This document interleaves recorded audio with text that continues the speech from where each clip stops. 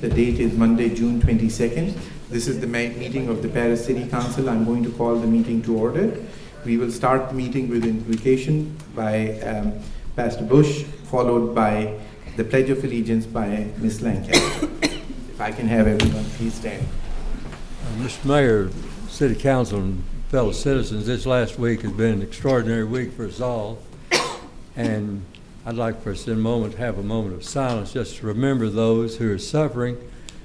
Being retired, I had the privilege of just watching the whole thing from the get-go, and when the victims came before the judge the first time to make some statement, we were all astounded, both certainly by their grief, their outrage, but their acts of forgiveness. And I was reminded of that phrase we've all heard, he who seeks revenge, dig two graves, one for the perpetrator and one for yourself. I pray for all of us to be in or find a community where we can learn what those people have learned about justice and forgiveness. Almighty God, under many names we call you, but you're the one and same God. We thank you for all you give us through one another. And we thank you right here and right now for this community where we can disagree and sit down with a cup of coffee with each other. We can struggle and fight for issues, but we know who we're for. We're for one another, and you've made us this way. And under whatever name we call you, and I say in the name of Jesus Christ, our Lord and Savior, we thank you that I don't want to dig two graves. I want justice, but I want forgiveness for me and all. Amen. Allegiance to the flag of the United States of America and to the republic for which it stands, one nation under God, indivisible, with liberty and justice for all.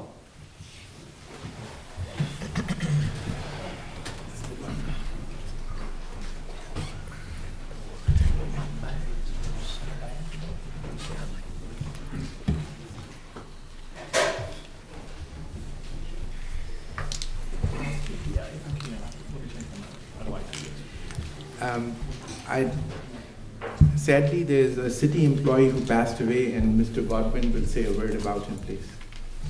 Just very quickly, Mark Fletcher, who worked in our utilities department for many, many years, around last Christmas became very, very ill, I think in January.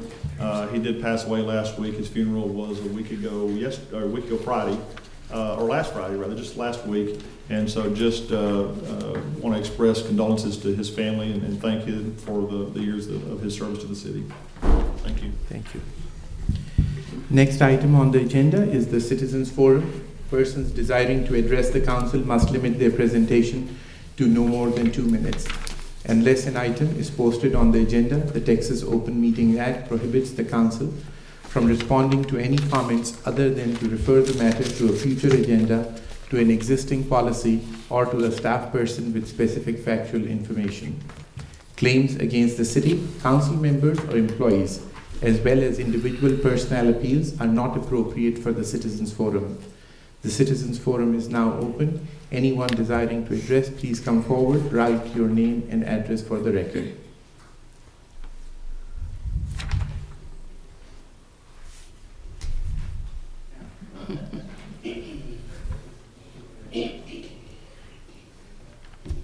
Good afternoon, council members, city manager.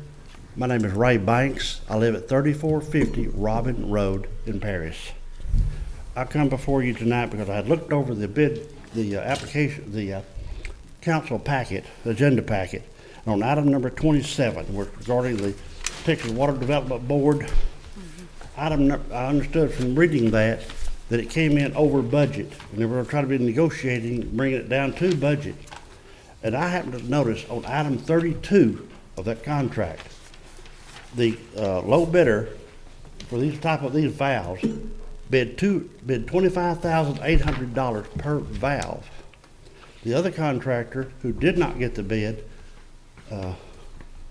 put down $1,200, which means his 4 valves are about a quarter of what the one valve would cost the other contractor. There's got to be an error there somewhere, and if that low bidder bid those like that, then we need to bring it down for sure. Thank you. Thank you, Ms. Banks. Mr. Gladfelter? Good evening, ladies and gentlemen. Michael Glatfelder, 1345 Southeast 6th Street in Paris. I would just like to remind everybody that efforts should be made to recover lost monies from the PEDC, whether it was misspent, stolen, or what have you. We have a fiduciary responsibility to recover money that has disappeared in the last 10 years from this organization. Many grants were given to the PEDC, and the original grant givers should be contacted. I'll give an example. The USDA gave money to the PEDC for an R3BI grant, and much of that money disappeared. At this point, I don't care where it went, but I'd like to see it recovered. I will remind you that many people here feel we should close and clean house in the PEDC and leave it shut down for about a year, a breather period. We should elect a new board with less autonomy than boards in the past. And I will remind everybody, I'm not a lawyer, but I do believe former members and employees who allowed money to disappear, who allowed money to be misspent or themselves misspent money, they should be civilly liable and sued to recover some of this money. I know some of them had credit cards, and you get bonus points on them credit cards, and no one has ever asked whether the PEDC got them those bonus points or whether the individual got those bonus points. You understand what I mean? Anyway, I'm just here to remind you that we do need to do something about this organization. It would be a good way to restore faith in our government. Thank you. Thank you, Mr. Gladfelter. Anyone else wanting to address the council? If not, the Citizens Forum is now closed. Is there a problem with the air conditioning? Turn it on. Now, young man sitting in the front, would you like to introduce yourself so that we all know who you are? Hello again, council members. My name is Matthew Ablon. I'm the eParis Extra intern reporter this summer. Some of you would remember me last summer as the intern reporter for the Paris News. I'm here on assignment from my editor, Jenny Wilson. I'm here simply to report on the council's actions, and you will see this tomorrow on the eParis Extra website. Thank you. Well, welcome to the council meeting.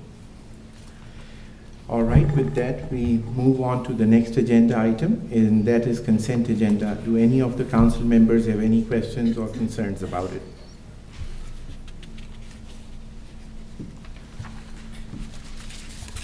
If none, then I'd like to take a motion on this item.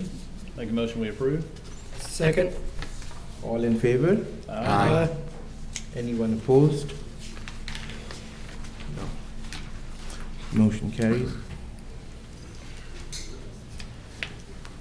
Next, we move on to the regular agenda item. Item number 11 is received presentation by myself on 2015-16 pending projects and issues in local governments as related to the city council, city departments, and discuss and act.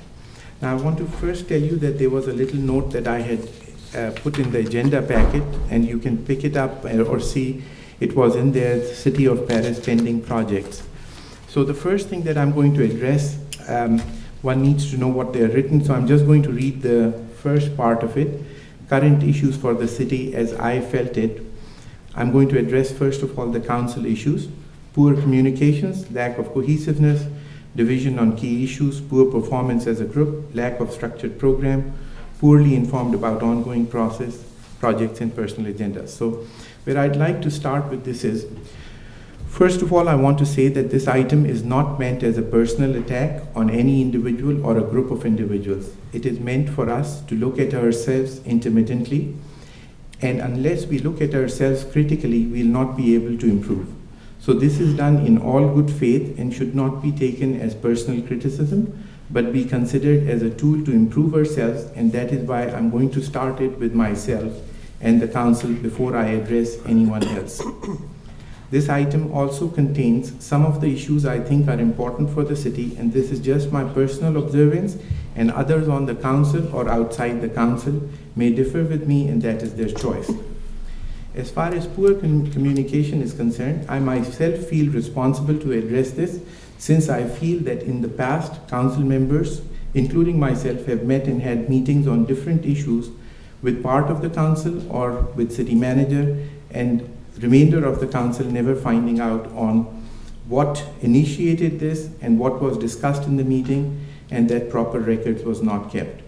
In order to correct this time I have personally done it, and I've also talked to the city manager to provide every council member on any significant issue that is discussed between council members and the city manager, and also have hard copies made and be available to any council member who wants to see it or for the public.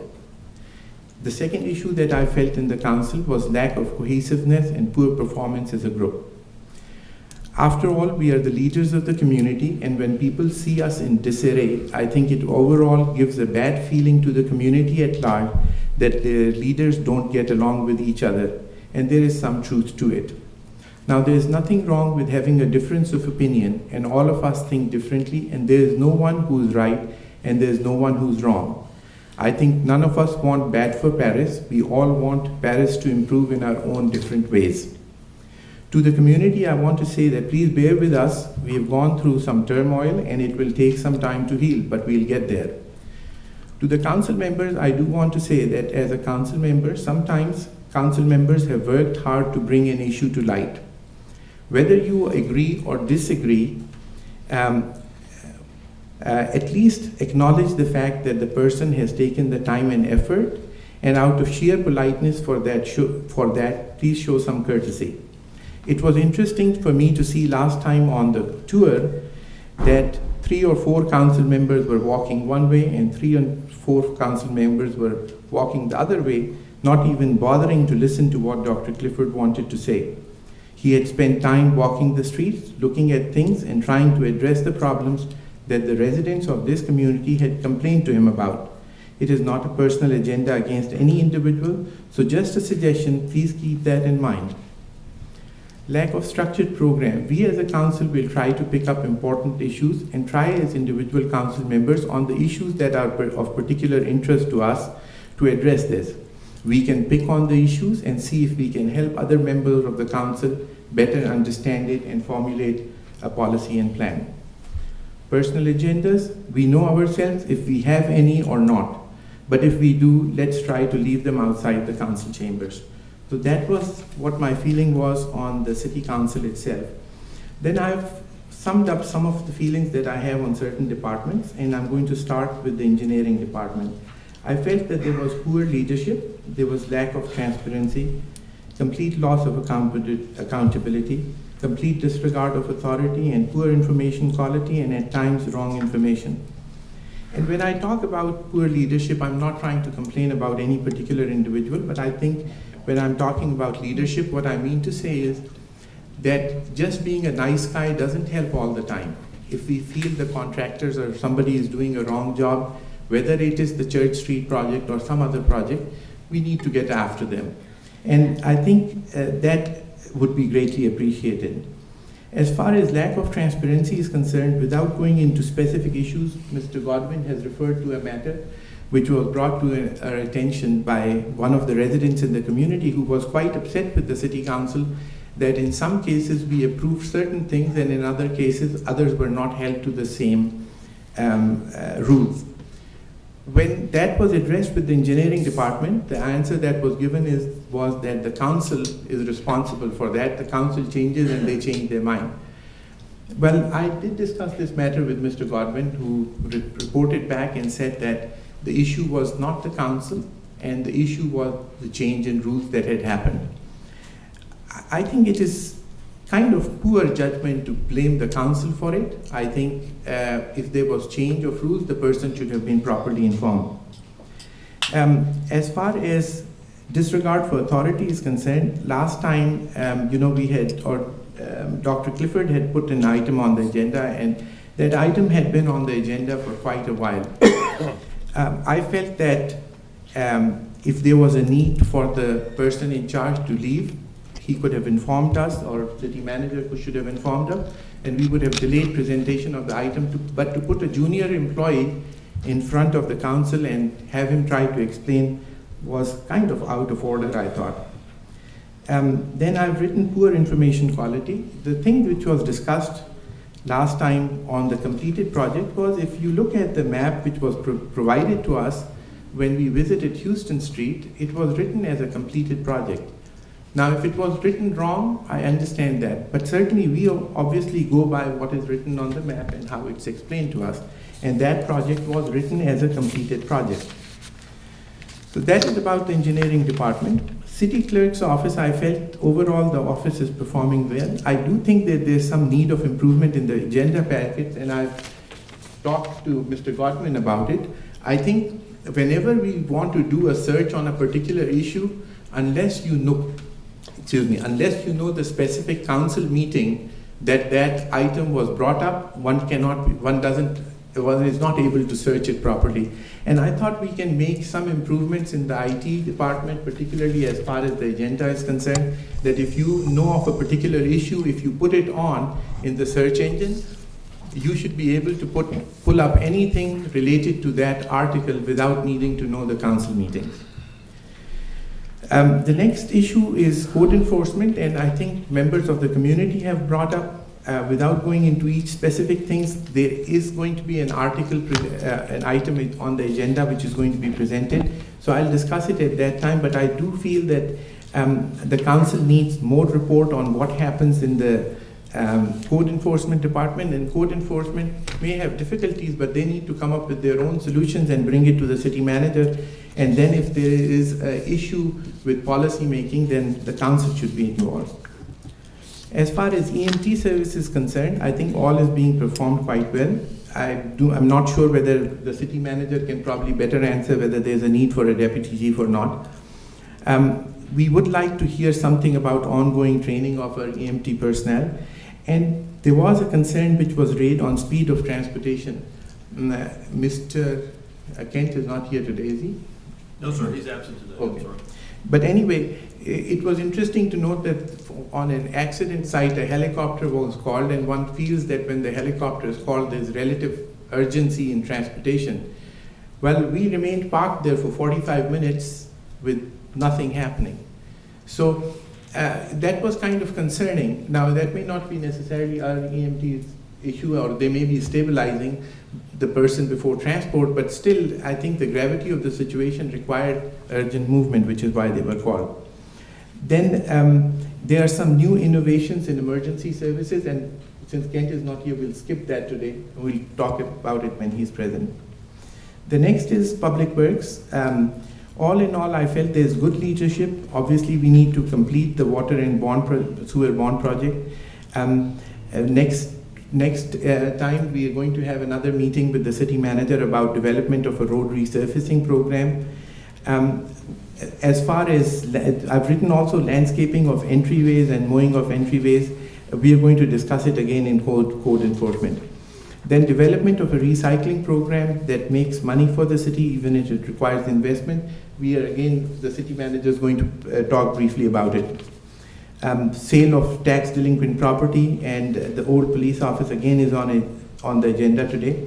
And there are some other items which you can go through on the list that I've written.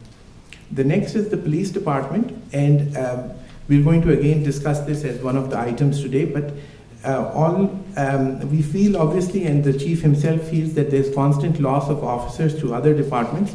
And there was a meeting which was conducted at my office, and we'll hear about that briefly today.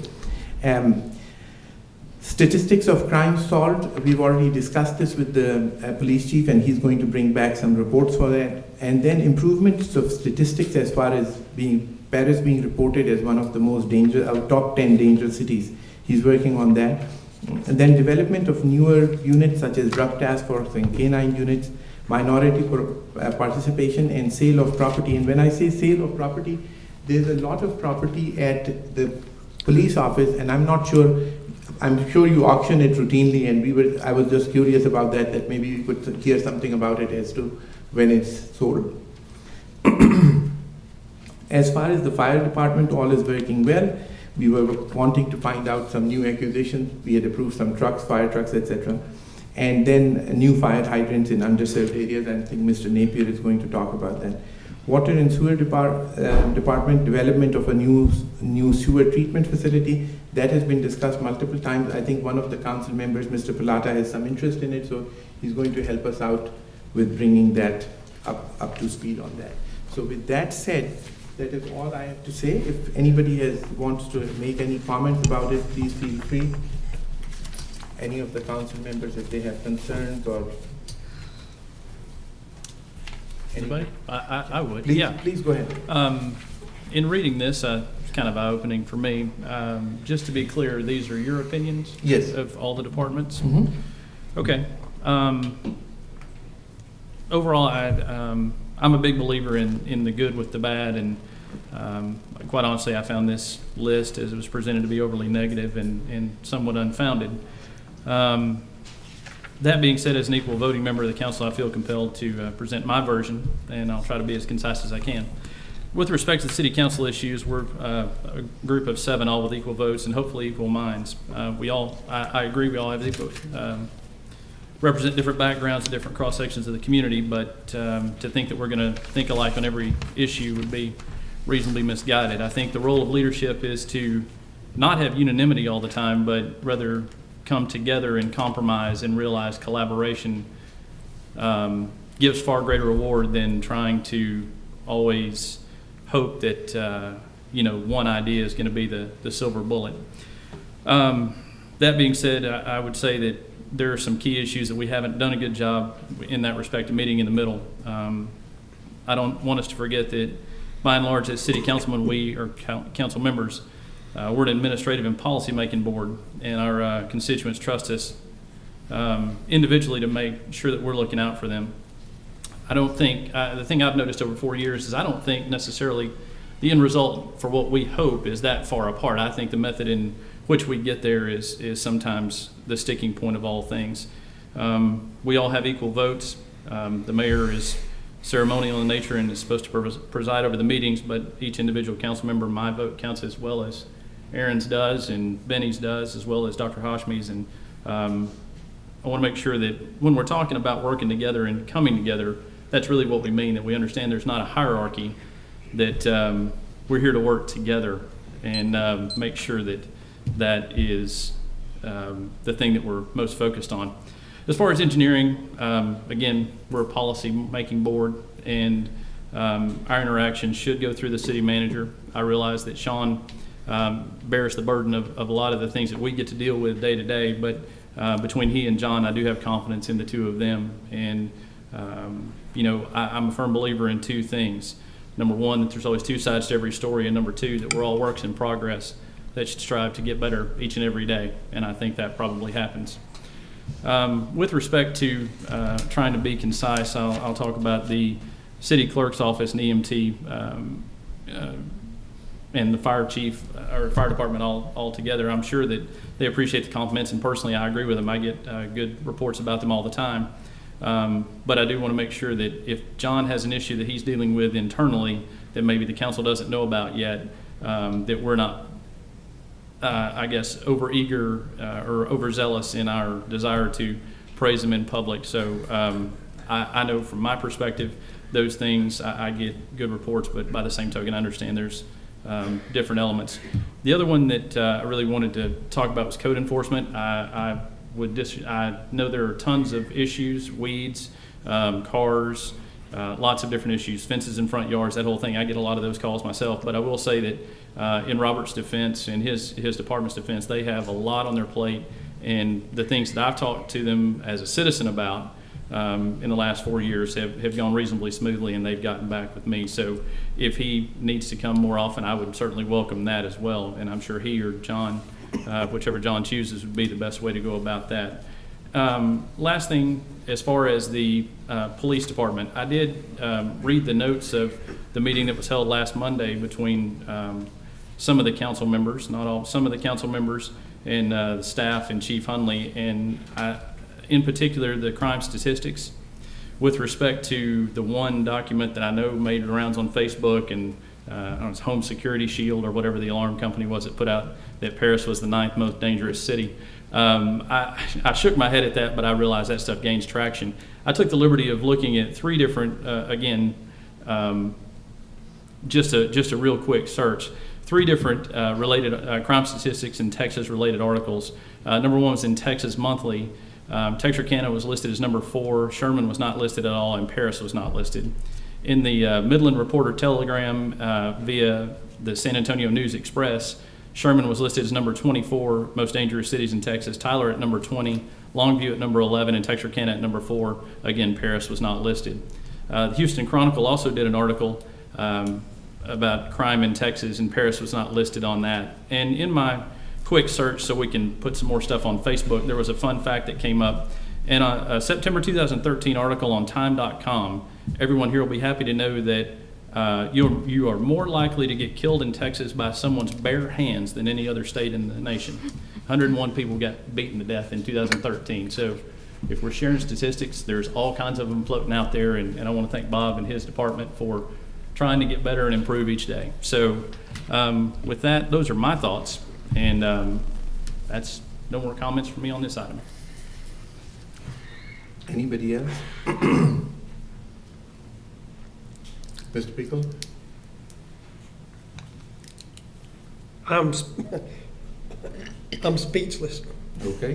Well, but you're going to ask me, so I'm going to. I think that this was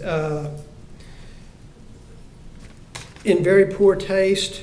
I think that there are a lot of these things that don't need to be brought out in a city council meeting. These are things that can be discussed, that are not things that impact the overall benefit of the city. I think there are some things that I know that's what, when I was on council last time, that's what we hired the city manager to do. And I think, and we've had this discussion in the past, I think that we're getting back into this situation of micromanaging, and that is not my job. That is not the city council's job. That is not the mayor's job. The day-to-day operations of the city are the job of the city manager. And there are at least 5 items that we have to put up with tonight that I just think are, to use Bill O'Reilly's words, bloviating. And that's all I have to say. Mr. Clifford? I think it's useful to point out things like this. It's, after all, it's an opinion, and it's good to get it out. People have a right to know. I don't have any issue with this at all. I agree with a lot of what you said, Dr. Hashmi. But anything else to add to it? But I have no problem with you presenting this, and I think this is a good idea, and I agree with most of what you said here. Mr. Plata?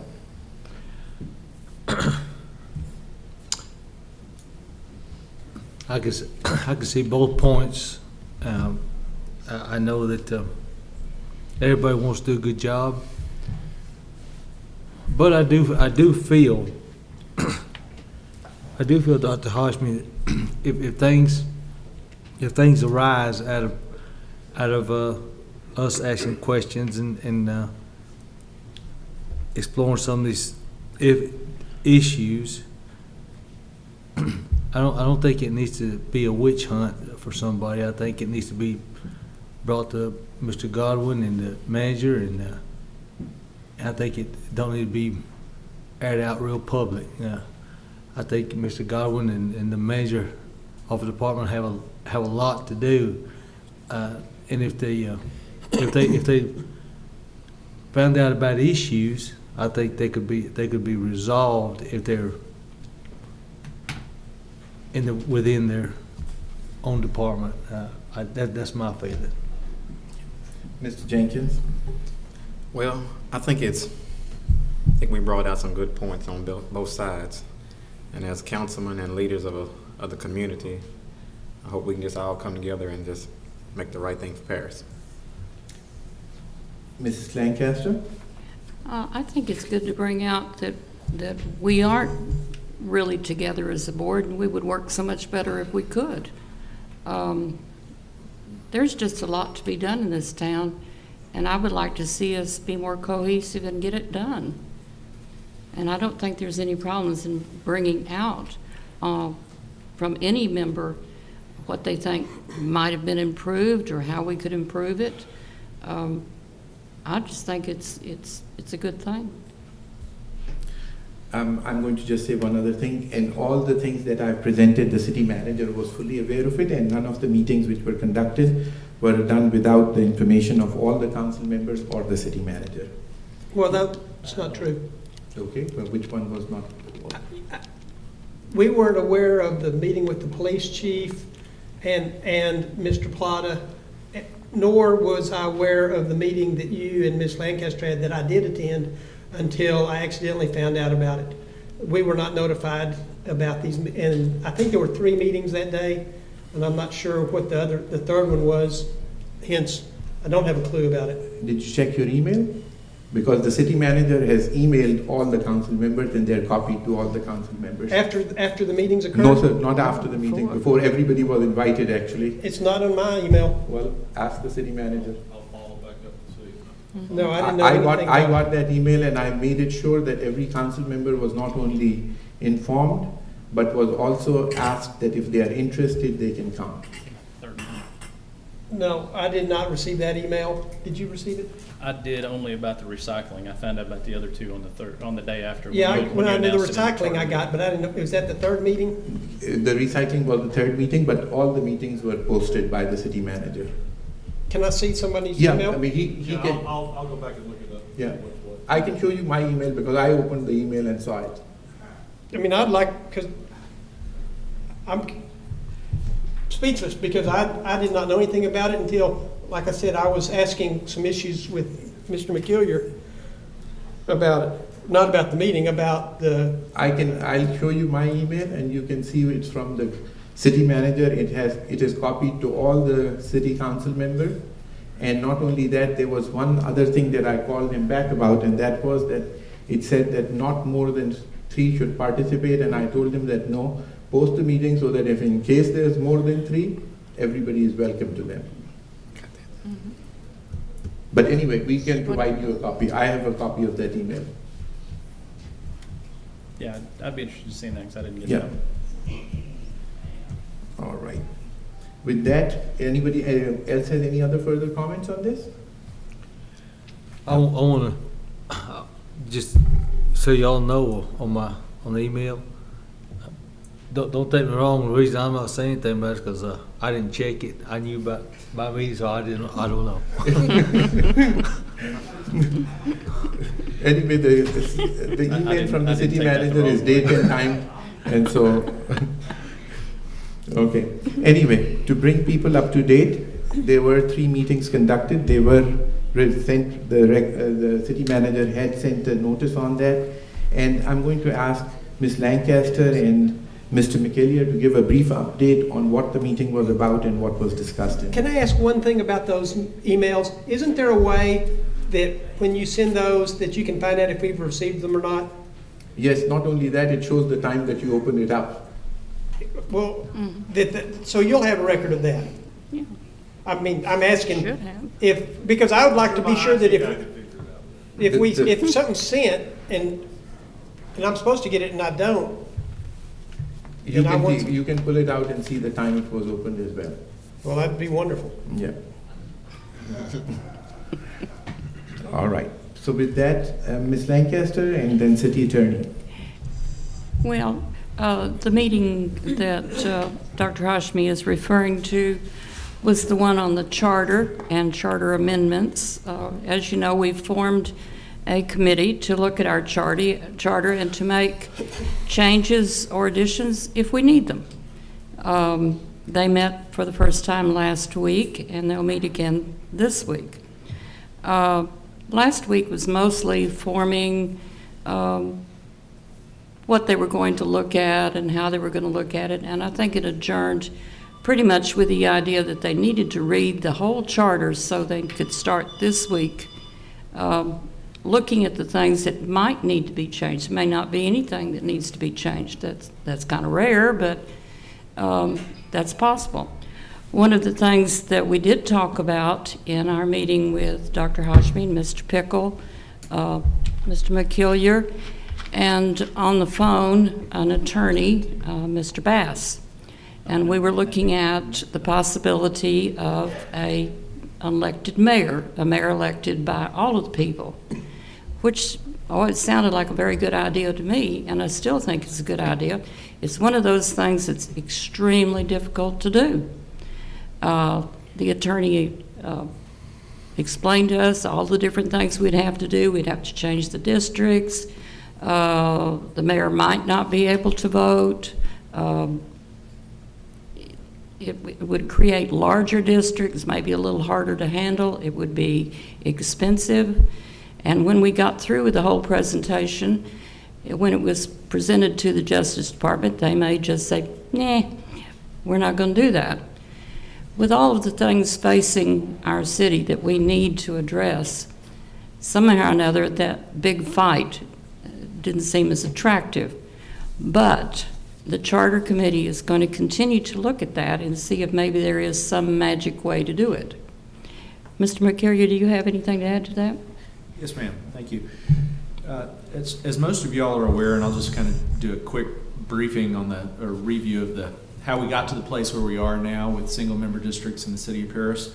Paris, initially, in the earlier years, we had 7 districts, and they were all elected at large. They resided in their districts, I believe, or at least 4 of them resided in their districts, but they were all 7 elected at large. That was challenged under the Voting Rights Act back in 1976 in the Venerable William Wayne Justice's Court in the Eastern District of Texas. And Judge Justice issued an order back in 1976 mandating 7 single-member districts for the city of Paris, where each council member would have to reside and run in the district for which they resided. So that's the system we've been operating under for the last 40 years. And just in the time that I've been in Paris, I've heard, off and on, there's been discussion about, considering having a mayor elected at large. A lot of cities do that in Texas. It's very common. Our system of having the council members appoint their mayor and mayor pro tem is more unique to smaller communities like Paris and is an older system. But it has worked well, and it doesn't have to be changed, but it can be changed. And that was the reason that we contacted our redistricting attorney, Bob Bass. He's the gentleman in Austin, Texas, that has helped the city with our 10-year redistricting at least for the last 20 years. That comes up again in 2020. It was last done in 2010, 2011. And Mr. Bass said that yes, you can, if the citizens are interested in doing it, it would have to go to a vote of the citizens and would have to be cleared through the Eastern District of Texas to make sure that if the court still has jurisdiction over this matter, the court would have to bless any change that we were going to take forward to the citizens and have them vote on. So he said that it can be done. The 2 easiest ways to do it would be either to stick with your 7 single-member districts as you currently have them and add an 8th position at large, which would be your mayor position. And then the Charter Review Committee would have to decide along with the city council whether or not they want to give the mayor, in that situation, the power to vote, or only vote in the event of ties, or not vote at all. The other way, the other best approach is to take your 7 single-member districts and redraw it into 6 single-member districts. So each district would increase in population by about 600 to 700 based on the last census data. To do that would require a lot of work. It'd be essentially like what we did in 2010, where we redistricted, studied the city, studied population change, and you have to make sure that your historic majority districts, like in Paris, is definitely District 1 and District 2, that they are not diluted, that you don't end up with a retrogression problem, which is something you can get sued under the Voting Rights Act. So Mr. Bass did say that it's something that's possible that you can do, and it is with cost. It will take some time, but it can be done, and those 2 methods that I gave you were the most doable methods and least likely to be challenged successfully. Thank you. Any other questions? Anybody has any questions on this? No. And next item on the agenda is B. Mr. Plata, you want to say anything about the meeting? Yes, I do. I prepared a little statement here, and as you all know, there was a meeting held at Dr. Hoshby's office between the city manager, chief of police, Sue Lancaster, Dr. Hoshby, and myself. And Janice was there taking notes. The discussion centered around the morale problems and other problems within the police department attributing to the loss of police officers. It was a very constructive meeting that came with approval from the from the chief and the city manager for face-to-face meetings conducted by myself with police officers in order to get their feelings and input on the issues. The hope is that if major issues exist, they can and will be addressed if at all possible. I feel that Chief Hunley is a very responsible man, and all indications from speaking with him show that he cares for the people working in the police department. I would like to meet with a few more individuals before I make a final report, which is going to be the next council meeting. The ultimate goal is that the big issues arise, changes can be implemented for the good of the city and officers working now and in the future for the police department. Thank you, Mr. Plata. If one wants a detailed description, it's in the agenda. I do want to point out one thing, that it was very clear, made very clear by me. I'm going to read the last sentence of what was discussed. That I said that we wanted to be very clear and straightforward in that that whatever suggestions were made to the city manager or to the police chief, the city manager is eventually responsible for it. We are only a policy-making authority. We are not going to interfere on how he does or what he does. This was just done to make sure that the council is apprised, and if as a council, we can help as a policy-making authority to help the police department in retaining the officers, that we do that when the time comes. But they were under no obligation, and I think I'd ask the city manager, was it made very clear to him and the police chief? Absolutely. Okay, thank you. The third item it has my name on the recycling, but I'd ask the city manager to bring us up to date on that a little bit.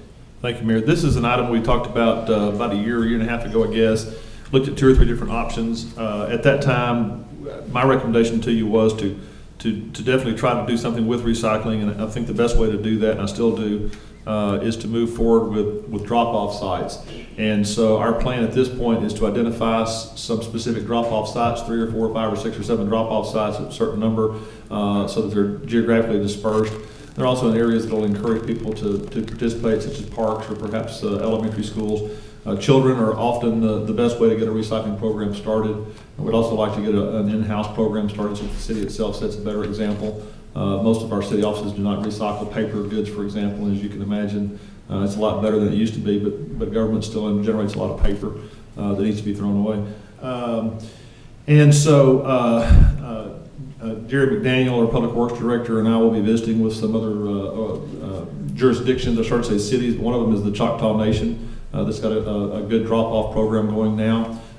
Ms. Spencer, we met with the other day. I'm sure we'll visit with her some more too. One of the things we talked about was trying to earmark some of those funds, kind of as a way to encourage people to participate. If we get earmarked funds collected at a particular park or a particular area for that park or that area, the trail, the school, or so forth and so on, so that people are going to have maybe a sense of ownership. So rather than just throwing those tin cans away or those aluminum cans away or all their newspapers, that they recycle those and participate. So that's our plan. We'll be coming back to you with a more specific plan and some cost here in the future.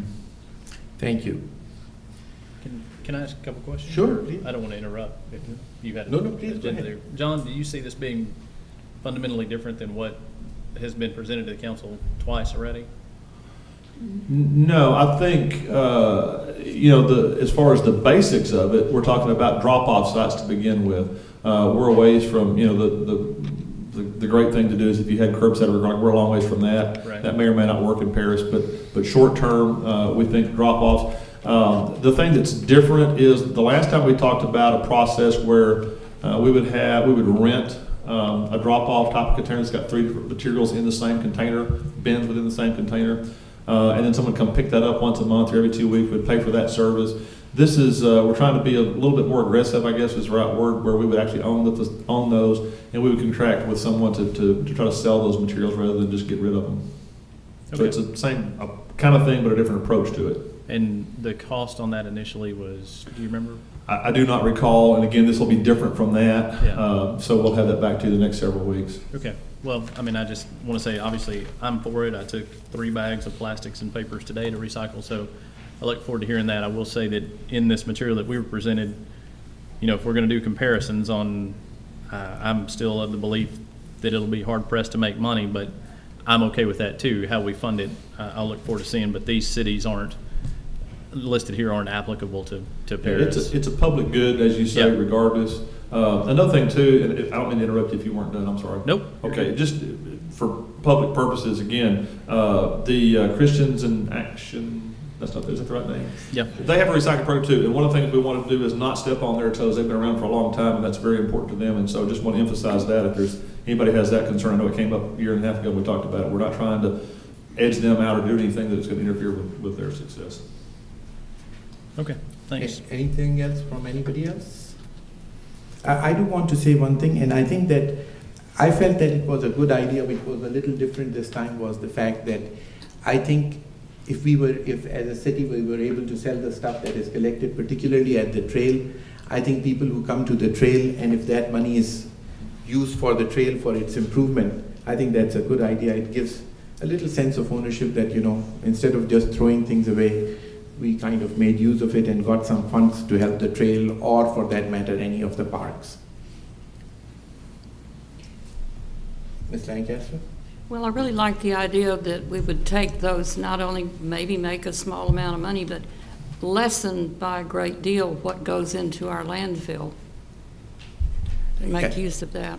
Yeah, and that one other suggestion which was there was that the money that is given for the landfill for putting this stuff there, if the city saves that money from going to the landfill, maybe the city could contribute that money instead of giving it to the landfill towards, match that fund towards using it for either the parks or the trail.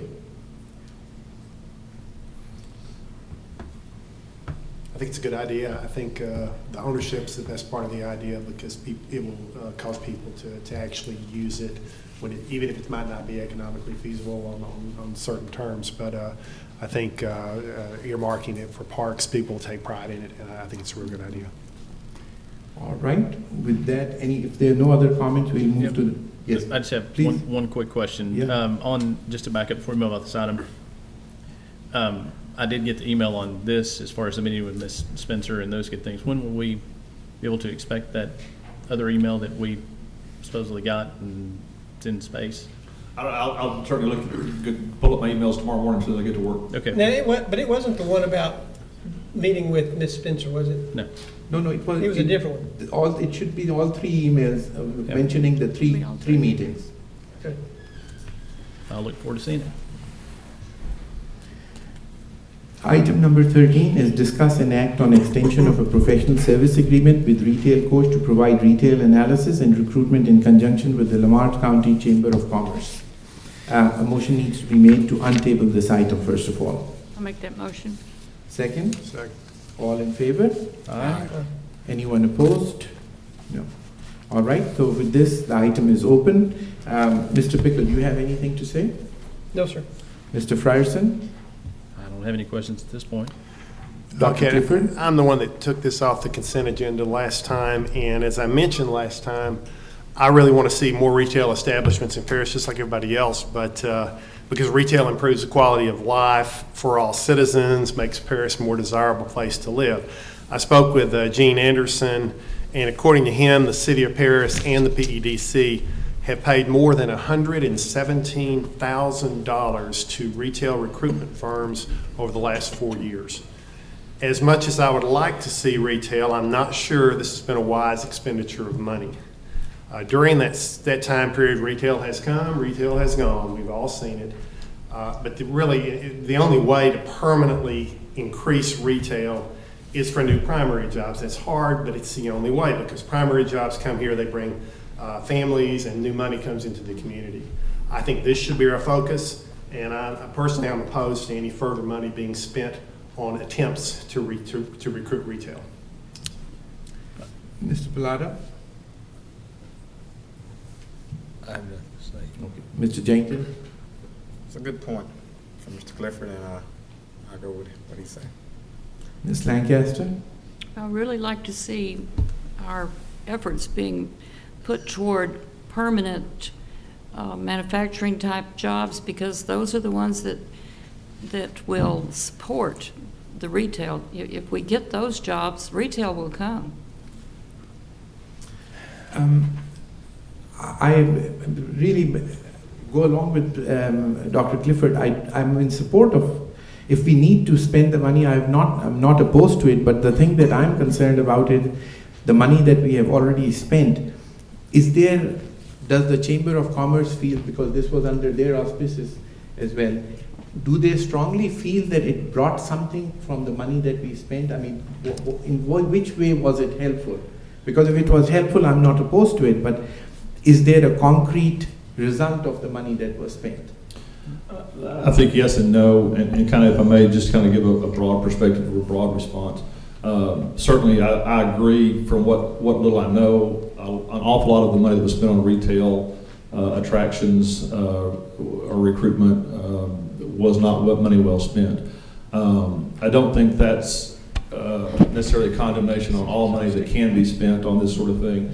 In fact, the council had a couple of fairly long presentations and discussions about 13 months ago about this very thing. And two of the things that I tried to emphasize at that point, and the council ultimately unanimously agreed to a contract, and the Chamber of Commerce was supportive of that as well, I believe still is. In fact, I know still is. One is that retail is important. All retail doesn't just happen organically or spontaneously. In fact, quality of life issues, as you say, quality retail, quality housing, quality schools, quality parks, all those things are very valuable tools when you recruit primary jobs. I've been in the business a lot of years, as you know, and when I was the last job, we generated over $200 million in economic development in a 3-year period of time. There were thousands of jobs in that. And every time we met with somebody, they wanted to know where their families were going to live and shop and eat and go to school and what the parks looked like. So those things are important. And again, not to beat that to death, many of you heard that a year ago. I don't want to repeat myself a whole lot. So I do think it's important. I think this is a quality company. I think progress has been made. We've had numerous face-to-face meetings with these folks, and we've had, numerous face-to-face meetings with developers that these folks have brought to us. And again, not to repeat myself from a year ago, but we're not talking about bringing in another chicken store or an individual fast food restaurant. That's not what this is about at all. This is about true development, where you try to build centers, where you try to build synergy, where you try to get different development partners. And those do make a difference. A lot of jobs or a lot of businesses generate property taxes. Retail generates property tax and sales tax both, and a large percentage of sales taxes, if it's the right kind of business, and a good company will help you get the right kind of company, right kind of business. A also pay sales tax from people out of town, out of the county, and even out of the state. All of us have traveled out of Paris, and you spend money out of town, and you pay sales taxes wherever you go. So that's bringing in new money into the community. It's also the goal they were given was to try to keep people from going shopping off in McKinney and Sherman and Greenville and Rockwall as often. They're still going to do that because they're always going to be bigger than us. They're always going to have advantages over us.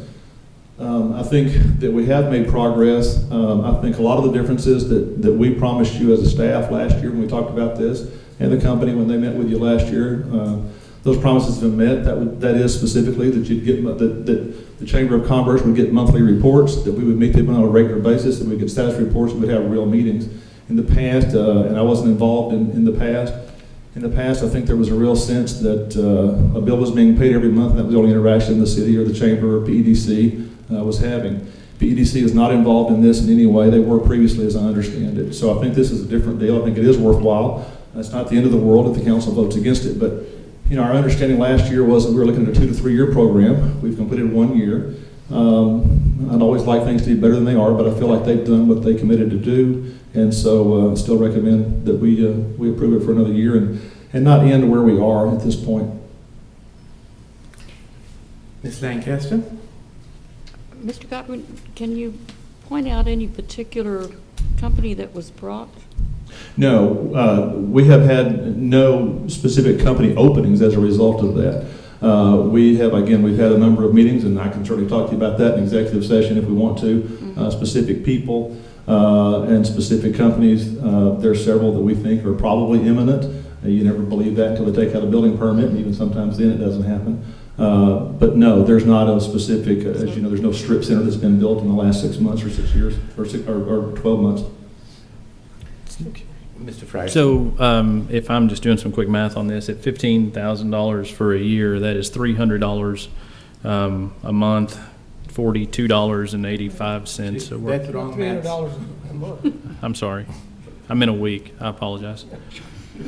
Gone brain dead. Mr. Keywood, would you like to say something? You've been involved in this. My personal opinion is that this is an investment. So for $300 a week or $15,000 a year, I think that's certainly wise. You don't do something like this and hit the jackpot the first year. I think that the meetings, from what I have been able to ascertain, have been good. I understand Mr. Godwin has been to 2 different conferences, and Mr. Keywood may want to speak to those too, but I'm certainly in support of it. I'm Steve Keywood. I'm the chairman of the Lamar County Chamber of Commerce. And I appreciate the city council last year, funding the retail coach. We have put together like a retail committee that has been very active. This group meets like monthly. James Brockway with Sofas and such is the chairman of it. And what we do or have done is we meet and actively discuss who we want to go after. The retail coaches actively got involved with us in targeting certain places that we would like to see in Paris, Texas. And you mentioned about, that trying to get jobs such as Kimberly-Clark, larger corporations.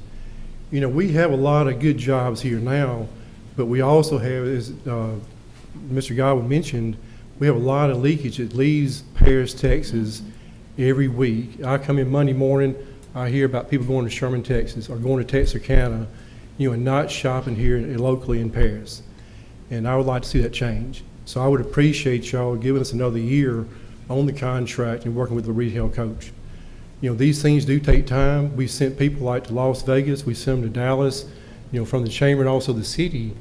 And what we found is you had to sell Paris, Texas. You had to sell to the developers, why do you want to come here to Paris and open up a place here? And so there's a lot of competition out there, and we're finding that. And John did mention we have a lot of good leads. Things are happening for us. And I think we will see things or results in the very near future on those. Thank you. Just a second. Ms. Lancaster. I'd like to ask, is there any way that you can kind of keep us informed about how this is developing? I realize some of it's going to be sensitive, but we can. I would really like to see that. Yeah, they provide regular reports to us. Mm-hmm. We've had license plate studies, show the amount of leakage we've had in the community. Mm-hmm. It amazes me, just how much we do lose from Paris, Texas every week. We do gain people, though. We do.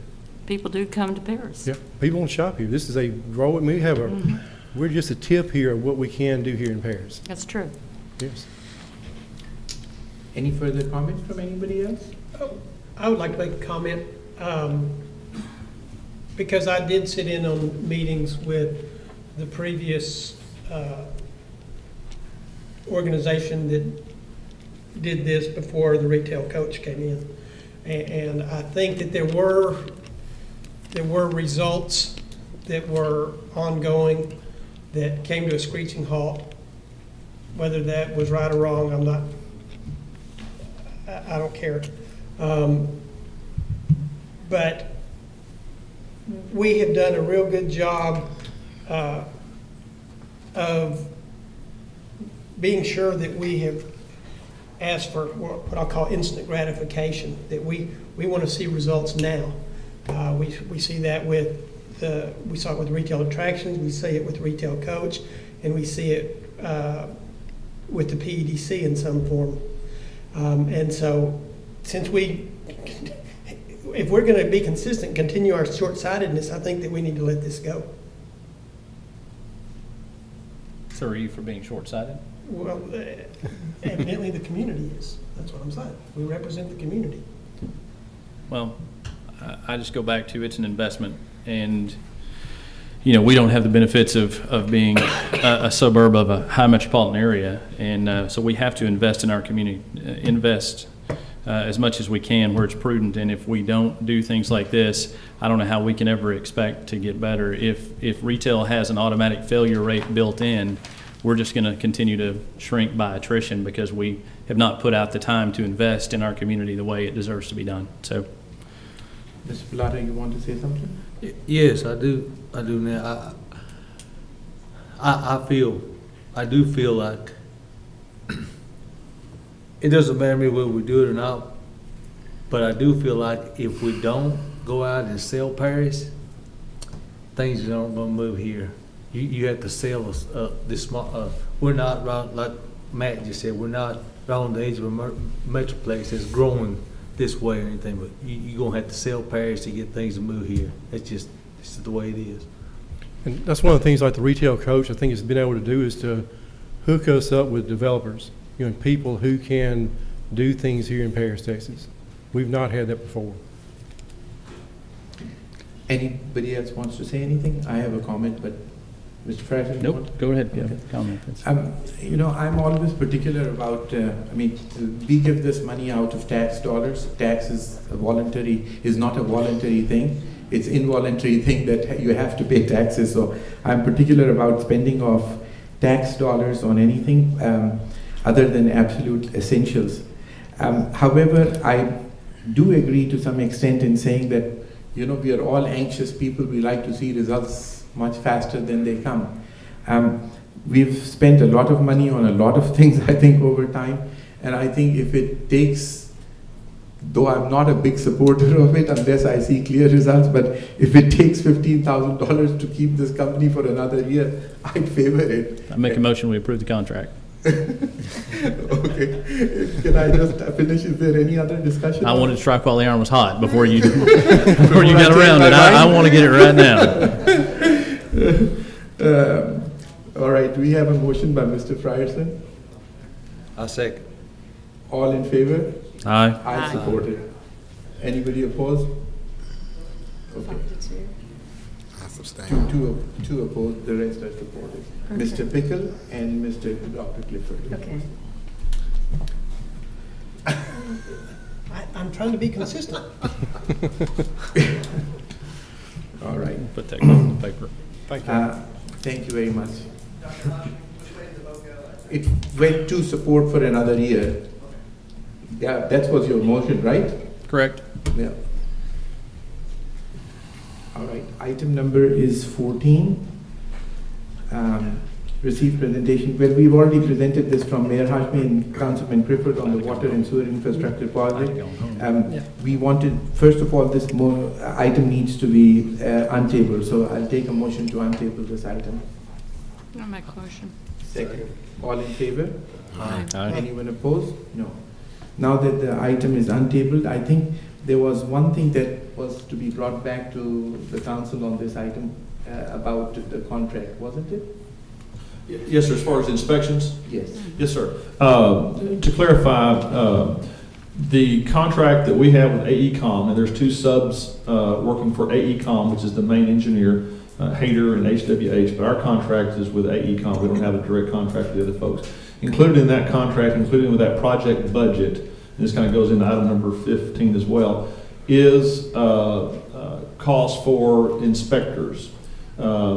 The expectation was and has been so far that we would use our in-house inspectors to the extent that we could. At the point they got too busy or the project got too big or too many at one time, we knew we were going to have to use other inspectors, and so that is built into the project. For example, in the next month or two, we hope to bid out the really big $20 million project. Well, there's no way we've got enough people in-house if they did nothing else all day long but inspect. So we knew we were about to have to hire inspectors anyway. We've also got this other project that the notice to proceed was given one day last week, the B2 project. So we're also going to be too busy anyway. So we were about to hire inspectors within that contract in any case.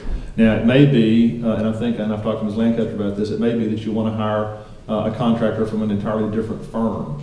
And that's certainly within your purview as well, and we can certainly take care of that as well if that's your wish. In that case, can I take a motion to combine these item 15 and 16 together? You mean 14 and 15? I'm sorry, 14 and 15 together? Yeah, I'll make that motion. Second? I'll second. All in favor? Aye. Okay, then we can continue on with this discussion since you brought that thing up. Yeah, and again, the main thing here is there is a budget for that purpose. Based on where we are, I think that a number of council members want to go ahead and start that now as opposed to waiting until next week or next month or whenever. And again, I'm certainly fine with that. The money's set aside for that purpose. This was anticipated to happen at some point. The main difference is, do you want to do it under the AECom contract, or do you in fact want to hire another firm outside of AECom, which would include excluding HWH and Hayter, so you get more of an independent person from probably outside of town, because there's not a lot of folks in Paris who do inspections besides those two companies. Mr. Pickle. The contract that we have with AECom, that is built into that contract already? There is money built into that. In the budget, right. It's kind of a time and materials sort of a number. And it's so if we go out and hire an outside independent engineering company or whatever, that is also outside that contract then, is that correct? Correct. But because it's a time and materials portion of the AECom contract, if they don't do the work, they don't get paid for it. It's not an all or nothing part of the contract, because we didn't know how much they would need to be used. So if we don't use that, if we don't trigger that, so to speak, then we don't pay that. So the money is there regardless of who you use. Would it be more expensive if we go outside to I don't know that. One of the things with having a large engineering firm with subcontractors is you pay them, and then you have to pay a markup when they hire a sub, rather than hiring folks directly, so it may be even cheaper. But again, I don't know, because I haven't researched who can do that and how close they are. We may be able to hire somebody from Paris. We may have to get somebody from Greenville or McKinney, or I'm not sure where, and that may make a difference too as far as travel cost. But up to now, AECom, or there have been engineers that have reviewed or inspected the work that has been done up to this point? The inspections to date have been done in-house. All in-house. Now there is, as I mentioned last meeting, there's an RPR, a resident project representative or resident project engineer, who is works indirectly for AECom. He is actually an employee of HWH, and he's on site not as often as an inspector. He's not there on a daily basis. He's there periodically for major events and also to review pay applications and requests for RFIs, requests for information, those kinds of things. So he's kind of like an inspector, but a little bit higher up than that. So did he, or did someone sign off already on all the work that was criticized two weeks ago on 41st? That work's not been signed off on, no. There's not to get into the details of 2 weeks ago, I hope, but there's a lot of concrete work there that's not up to specifications. It's our expectation that work will be up to specifications because it's required by the contract. The particular contractor on that project is working on water and sewer lines in other areas because it's a single big contract rather than, it's not a contract per street, but it's a contract based on several groupings of streets. So, and again, not to beat this to death, but any final acceptance may only be done by the city council. So that will be back on your agenda again, and you can approve it or disapprove it when that time comes. So do you think that we are jumping the gun, looking at an outside engineering firm, or do you think it's prudent that we at least get bids? I think at this point, it makes sense based on all considerations as a whole, I'm supportive of hiring another inspector. Outside of AECom? I think I'm somewhat indifferent where that inspector comes from. I don't have a strong preference either way. Now, I think if the costs are prohibitive, I need to come back to you and say, this is how much it's going to cost. If it's a problem that, we have to pay somebody to put it in a motel for 6 months, obviously that would be a problem, an issue. I don't think that will be the case. So I don't want to say matter of factly, yes, this is the way to go, because I don't know yet. I've not done that investigation because we've not gotten instruction from the council yet. So this would not be an actual appointment of an outside engineering firm, it would just encourage you to? Well, if the council instructs me this evening to go and hire an inspector who may or may not be part of an engineering firm, we will go do that. And unless it's something exorbitant or odd or unusual, I will proceed to hire that person or persons and have them start working. If it's something difficult or unusual, then I'll bring it back to you on July the 13th and say, all right, here's what I ran into. So, well, this is act on an appointment of an outside engineering firm. So I guess my question is then, so are we ruling out AECom right off the bat? Because it's an outside, Well, and I don't know if this means outside of the contract or outside.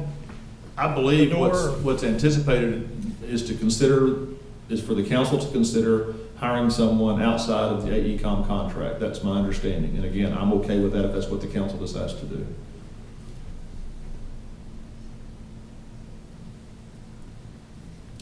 Mr. Freisen, any questions? No questions, just a quick comment, I promise. My honest opinion on this is that the city manager and engineer, I believe, have certainly taken the pulse of the council and realize how much scrutiny they're under at this point. So I think that I would trust their judgment on following the plan that's in place, and when the time comes to move on that, then they will do so, as opposed to us going ahead and doing that this evening. Dr. Clifford? I'd favor an outside the county inspection to come in and look at the work. I mean, as we mentioned 2 weeks ago, not to rehash it, but it doesn't give me a lot of confidence in the project, and I'd like to see someone completely independent look at it and give us his assessment of what's been going on. Mr. Filata? I have a question here. If you hire an outside contractor, and let's say the work turns out like the work we saw, so what happens? Do you still pay that? Do you still pay him and tell him to go, and you get somebody else? Or I just wonder, because I don't think outside. I don't think any inspector is going to stay out there all the time. I don't think that's the way they work. So my question being is, if work gets done like it is right now from an outside contractor, how does that work? Do they still get paid? You mean the inspector? Yes. If they're doing their job, an inspector will typically, and I'm trying to generalize here, it can be difficult, but generally you would pay a contract inspector so much per hour for time on site. And you can, in fact, and it depends on the kind of project. I've dealt with projects where you did pay somebody to be on the site 40 hours a week. If the contractor was working, they were there. A lot of projects you don't need to do that. It's kind of like an example most of us are more familiar with is inspecting a house. Somebody builds a house and there's points where you have inspections. You check the electricity, you check the plumbing, you check those kind of things before they put walls up. And if they cover it up with sheetrock, you make them rip it out first. Public works projects are all different types. And there are some where you do literally have them out there. If people are working, you have them out there. This is kind of somewhere in between those. You do want them out there pretty much every day though, because they are doing water and sewer lines. Those are health issues. And the driveways are very important, the curbs are very important when you live there because it's your home. And so we've got some folks that are understandably upset about that. They want it to look right and they want it to feel right because that's their home and that's their home street. Ultimately, the contractor is responsible for his or her work.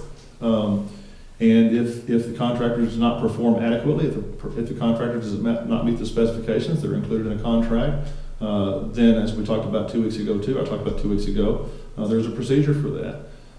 You prepare a punch list at the end of a contract and you say, these are the things, 1 thing, 400 things that you didn't do right. You got to do them all before you get your money. We keep retainage, that 5% retainage. If they don't do it, we keep their money and hire somebody else with that money. If they go out of business, if they go away, if they refuse, whatever the case may be. You also have a bond on that project so that you can recover, you can go to the bonding company and require that bonding company to complete the project. And ultimately, the inspector is a helper. The inspector is the one that says they didn't do it right. The inspector is the one that catches them in the act if they're doing something, especially if it's, again, sheetrocking a wall without inspecting the electricity first. But bottom line, the contractor is responsible for his or her work. The inspector is the one to make sure they do it correctly and to report if they do not. But if work to get done, that's kind of shoddy work and it gets by, that's what I'm asking. Does the inspector that you just hired for somewhere, he's responsible for making sure it gets done right? Well, if you're out on a job site and they're pouring concrete, if for example, if it's not detailed correctly, if it's not broomed correctly, if it's not swept correctly, the concrete's already on the ground before you know they did that. Now you know if they're doing joints correctly or not. In fact, I gave you an example that you do a lot in streets and with houses too. If you don't watch in driveways, are especially horrible. They'll put steel in a road or in a driveway or a sidewalk or a curb. And sometimes they just lay it on the ground and you're supposed to pick it up and put it in what are called seats, so that it's in the middle of the concrete. Well, if you're not out there where they're pouring concrete, you'll drive up and they'll say, oh yeah, we put it on seats. Well, a lot of times they just leave it lying on the ground where it does no good at all. So you've got to be out there when that's poured. As an inspector, your job is to make sure that does not happen ahead of time. Some of the sloppy stuff, some of the messes, you're just like, oh, well, now that you're finished, as I watched you do it, you can't stop them. But some of that stuff, absolutely, you do as you go. So the inspector is super important, but they're not going to be able to stop everything that happens. They've done their job if they stop things like that, like not putting seats in concrete or not connecting your lines so that they go downhill or uphill or this way or that way that they match the plans. They've not done their job if they let that happen prospectively. But part of their job, again, is after the fact. These are the 2 things, the 3 things, the 19 things that were not done according to plans, and these are the things the contractor or contractors are still responsible to the city for. It's not a real clear answer, but it depends on what the issue is. An inspector cannot make sure it's a beautiful project the second it gets done on the first try. Almost all projects of any size at least have some punch list. Mr. Plata, are you satisfied with the answer? No, but... Do you have any further questions? No. Okay. Mr. Jenkins? I know we are not perfect, but having an inspector to control some of the complaints, I'd be for it. Ms. Lancaster? I'm agenda item. So. I'm very much in favor of an outside the county inspector, not just because of what we've seen in the last few weeks, but what I've seen over the last few years. And I think it's imperative.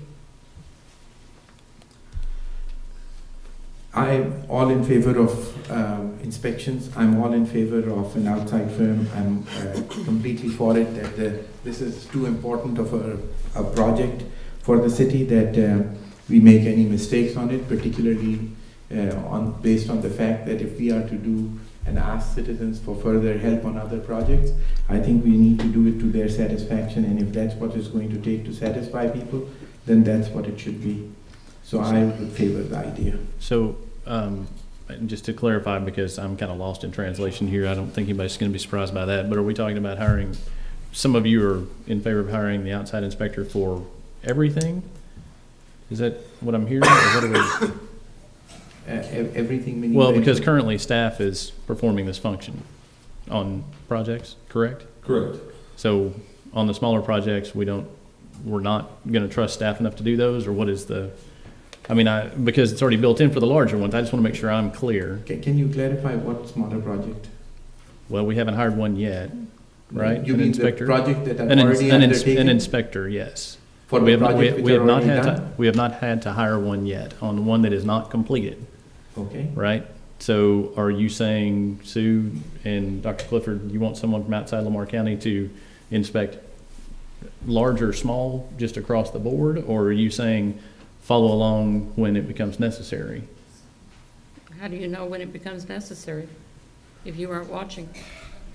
Well, there's already an inspector. There is someone watching. That's kind of my Well, point. evidently there was not somebody. So you're watching. talking about the city staff isn't watching. Somebody wasn't watching. It's not done, though. That's what we got into last time. Semantics. Well, it's done or it's not. I mean, it's Well, not I can semantics. tell you, part of what I'm referring to goes back more than just this time. And obviously, somebody wasn't watching. I'm just trying to clarify what you're talking about. Well, I'm saying I can take you out specifically. I took John Godwin out specifically and showed him exactly what I was talking about. He knows what I'm talking about. And I'll be glad to take you. What were those Well, things? you approved those, though. That's the thing. No, I didn't. I asked on one of them not to even be paid. And I can take you back to the But meeting did you that approve sat some of in. them? Okay. So are we talking about all of them? That's what I'm getting from you, is that staff isn't qualified to inspect those anymore? Well, they're not, I'm not saying staff isn't, I'm just saying it didn't happen. Well, that's what you are saying if you're No, going I'm saying it outside. didn't Can we happen. please not badger each other? Well, on- I'm trying to figure out what we're talking about. Well, please, I have. I'm telling you, there are bad streets and bad projects. Okay. Okay? That's what I'm saying. I can't make it any plainer. Just for clarification, I would suggest that you tell me to do so on all these utility bond projects, starting as soon as practical. I believe we certainly need to look at the project on Houston Street. I want that completely inspected and from top to bottom, because everything I can see doesn't appear to be even remotely close to code. And I definitely want that, and I think moving forward with the rest of the bond projects, they're equally important. So I would say that the bond projects for sure need to be included in this. can I say one thing too? I think moving forward, I definitely support that anything moving forward should be done. I do think that the current, particularly the Houston Street project that we saw, and I'm concerned because the thing is, on the map, it was marked as a completed project. It's in green compared to others. And so it is not a question of blaming a city employee or anything, but I think the idea here is to get and make sure that the work is done properly. And so moving forward, I think we should, on all the bond projects, I think we should have an outside inspector. That's my opinion. I'm not talking about non-bond projects which the city themselves does, and that's not what I'm talking about. I'm talking about specifically bond projects. Anything moving forward, I think we should do it, and in particularly the areas of concern where the residents were not satisfied that Dr. Clifford had mentioned, I think we should inspect them properly and make sure that they're in compliance with the contract. Please. Please clarification. So somebody besides AECOM, period. Well, it depends on what motion is made, so I don't know Well, what motion is going to be made. okay. So, Well, somebody, somebody makes a motion, yeah, I just tell think me it should if be that. clarified. Yes. But I think. I just want to know, that's all I'm asking. Yeah. So, realizing one other fact, when you say, I think that's the clarification you want, AECOM is out of county, and you were talking about out of county. So are you trying to keep AECOM in or out? Out. Clarify that, please. That's what your question is, right? Yes, sir. Okay. So if your thought is to out, then the motion should, well, I'm not going to dictate what the motion should be. You should do whatever you want to motion, but please clarify whatever you want to do. if you are making the motion. Sue, you want to make the motion? Or? It's your item, Ms. Lancaster. I would make a motion that we instruct the city manager to find an outside engineering firm with no ties to the present contracts to inspect the work. Any further discussion on this? Do I have a second, first of all? Second. Any further discussion? No? I'll take a vote. All in favor? Aye. Did anyone oppose? Anyone opposed? Yeah. So Mr. Frierson and Mr. Pickle are opposed.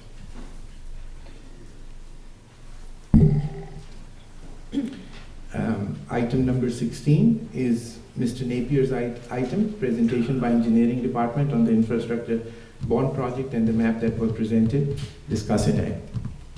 Actually, can I ask one other favor? If we can add, should we add item number 19 so that we can get both out of the way since Mr. Napier has to talk on both of them? Sure. Okay, so we will combine item number 16 and 19 together. Can I have a motion on that? Second? 16 and 19. 16 and 19. I'll second. Instead of calling Mr. Napier back and forth,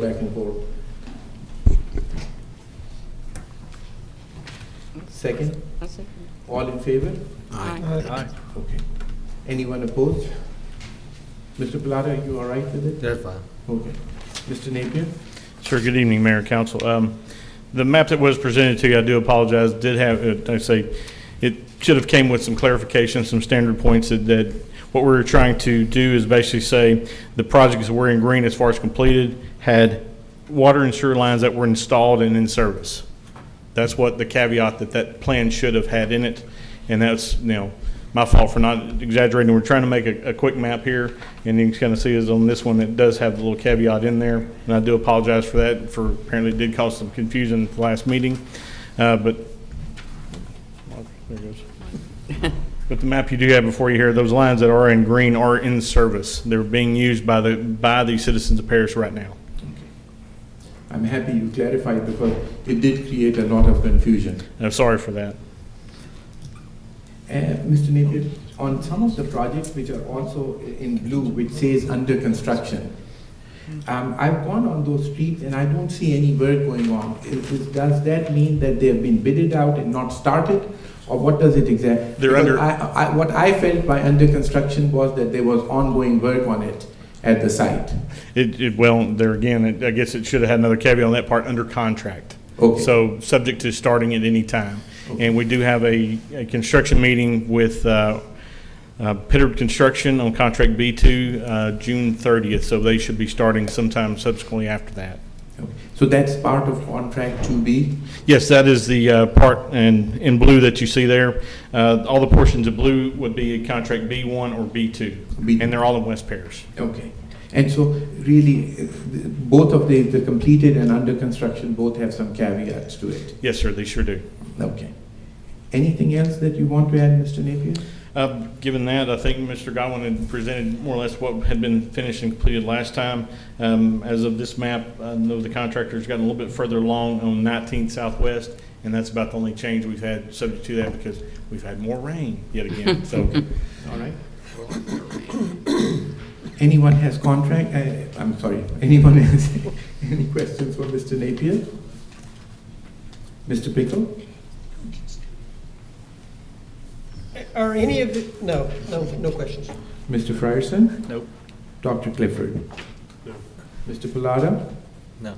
Mr. Jenkins? No comment. Ms. Lancaster? I have no other comments on this other than the fact that I want, and please don't take it as an insult because it was not meant as an insult. It was confusing because when I see completed, I believe completed. And so maybe next time when we are given some information, we could be corrected. We will have clarification. Yeah, clarification on it so that none of us get too hyper about it. The second item, I'm going to read a few things about it and then Mr. Napier will discuss the rest of it. There are multiple areas in town which, in spite of being within the city limits, do not get all the services that are supposed to be provided by the city. This creates dissatisfaction for the residents and leads to situations such as what we are facing at the airport road, where a large number of people want it to be de-annexed.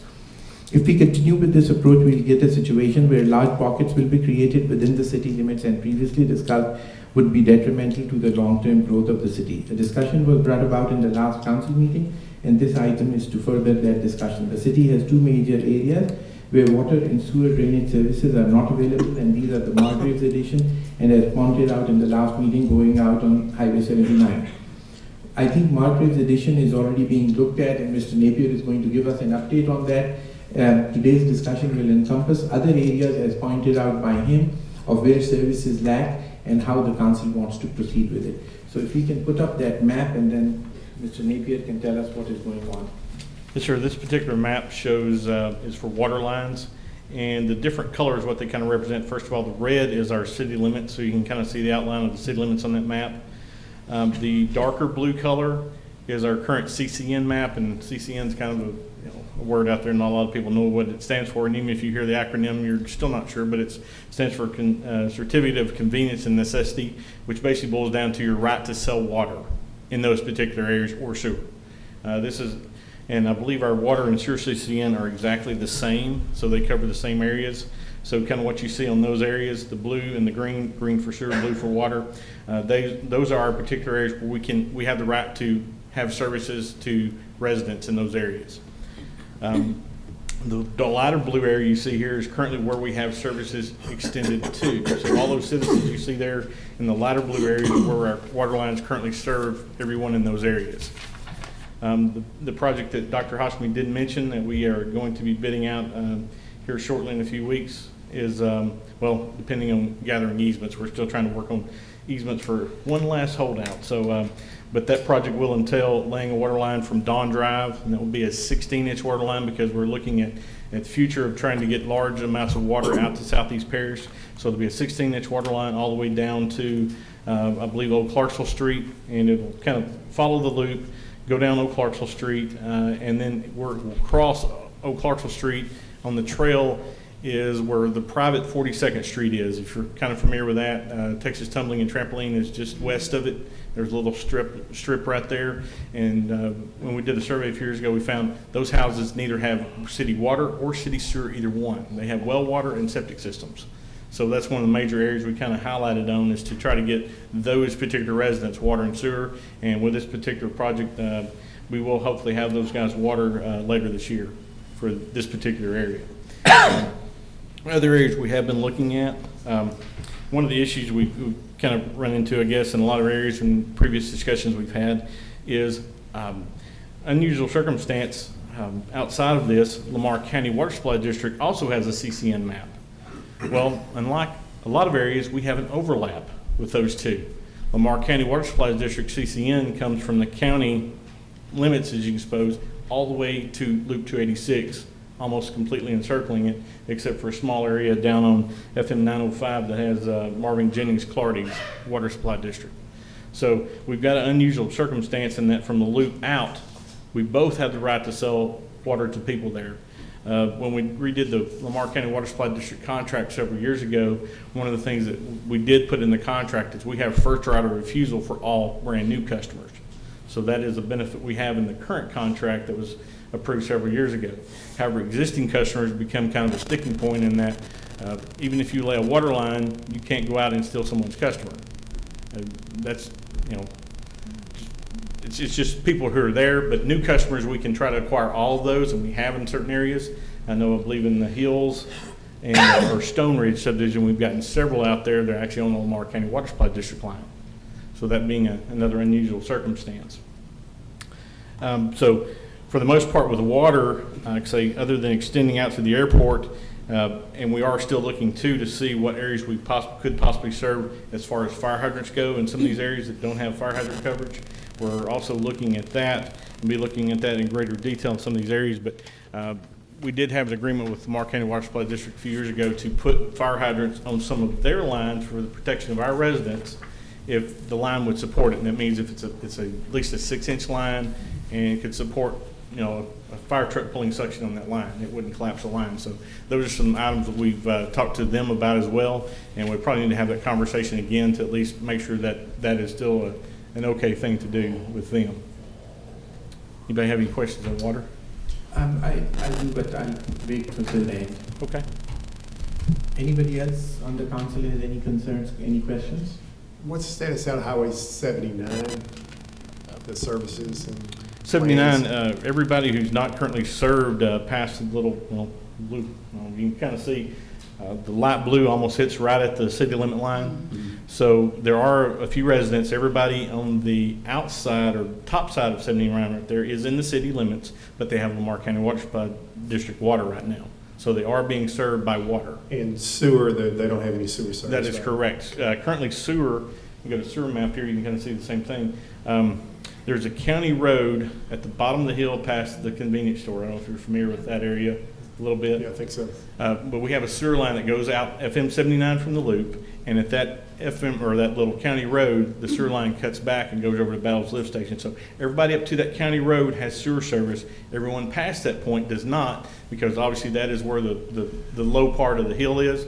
And I believe there's about, I want to say 12, 13 houses past that point that are actually city residents that do not have city sewer. Yeah, that was the biggest concern I had when I was talking to these folks, and I'd be interested to know what, how that could be done, how much it would cost, what's practical. They definitely would like to see some sewer service. Yes, sir. So. One of the things we did look at when we were looking at the airport, and that's one of the things that when we did the big airport study, you weren't here, Dr. Clifford, but some of the others were when we talked about that, was in some of these areas we only do have 12 or 13. By TCQ rules, you don't have enough sewer to flow into a lift station to pump it out to meet their minimum standards. So it does take quite a significant flow to generate even supporting having a lift station there. And we have looked at a lot of these areas, and there's very few areas because they are so sparse with just 6 or 7 residents here, maybe up to 20 in some locations. But the areas are so sparse, it would not warrant putting in a lift station, or you wouldn't even be able to because of TCQ rules. Yeah, some of these people in the city limits for, A long 12, time. 13, 14 Or years. longer. Yeah. Yes, So, sir. They sure have. But But that's that's the some same areas- problem we ran into with the disannexation request too. Right. Anybody else has any other questions? I have Say, some. Dr. Hashmi, I will cover the other project as far as sewer goes. Yeah.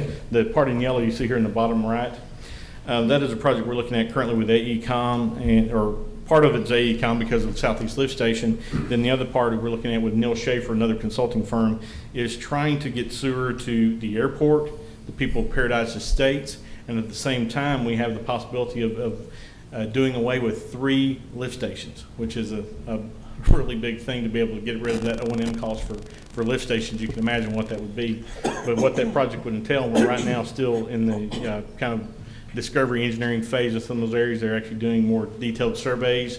We got some general ideas that can happen from basic contour maps. We're going out and developing those plans for sure to make that happen. And we hope to bid that out next summer in order to make this part happen, to get this resident sewer within Paradise Estates. It'll kind of be the first phase of getting sewer out to the airport.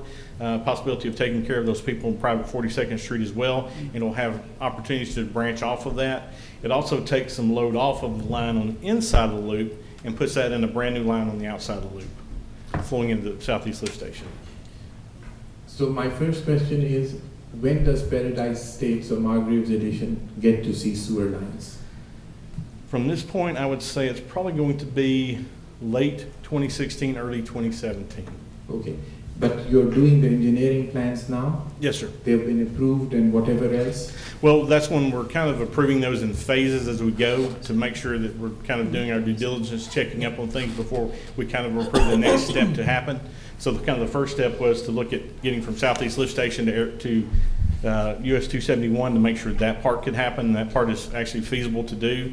Then we've looked at other options to get resident sewer going north to Paradise Estates and also further up, or Margraves Edition. And also the idea of coming up, or we're looking at it in the contour maps about getting rid of the 3 lift stations, which would be Eastgate Lift Station, Morningside North and South Lift Station. So that we'd be able to kill 3 lift stations with that idea. Do you think we can safely assure them that by 2017 they have sewer lines? Because my concern is one, we promised something to the airport people and we didn't deliver, which is why they're all sitting over here today. And my question is, are we safe in saying that we'll be able to do it, or we are not on firm grounds in telling them, and we should not say that we are going to be able to do this?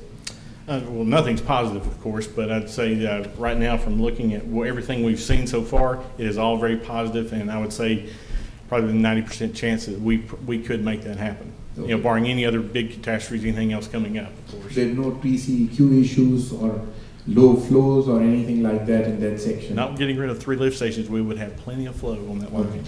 So are there any plans, any engineering plans for Highway 79? Not right now, there's not, So- because there's not the flow to handle that. So an estimate for when they would get sewer service from you would be what? It really is going to depend on development, when you can create enough flow to actually be able to. So to not the support lift stations. foreseeable future then? No, sir, I wouldn't say so. But that's not something that, a policy you've got, that's a TCEQ policy. Well, that's a rule on at least creating a lift station, the minimum standards you have to meet as far as how long sewer can sit there before it goes completely septic, loses all its Corrosive. oxygen, it's, you know, becomes an odor issue. Do you think it's worth looking now and approving an engineering area plan for that area, or you think we are far from that? I think we need to probably wait on development, and this is one of those things that when development does come along in certain areas, you want to take advantage of that. I know Mr. God and I have discussed this in the past, but if you do have a development area and someone's running water and sewer to those developments, take advantage of that, and we can put a little bit of money to extend that to residents. By all means, let's do it. So, I mean, that's part of what we've been looking at as far as developer kind of driven, but when we have that opportunity, let's take advantage of it and extend those a little bit further when we can. So what is your suggestion for that area right now? What do you think we should do or not do? For that particular area in sewer, the only thing we have a area on 19th Northwest right now, just to kind of give you one minimal area, but we do have several trailer houses in those areas, and they are on grinder pumps. And those become an operation and maintenance issue for our water and sewer department, and a little bit of an issue, but that would be one possible alternative. But there's probably bigger, better out there in vacuum sewers, other things in that area, so that may be one thing we at least investigate to see the expense of those, operation and maintenance of those, and maybe try that. At least as an opportunity to try to get some of our resident sewer. So in other words, we can make a suggestion to, the council can make a suggestion to look into it further. Yes, sir. And explore further possibilities around 79. And one last question that I have, besides the Paradise Edition in 79, are there other areas of the city besides the airport road that we know about that don't have either water, sewer, or fire hydrant, other than what we have already discussed? Water, I think that with the I project. mean, water, I understand there are Right, with- portions that are Right. going by Lamar County.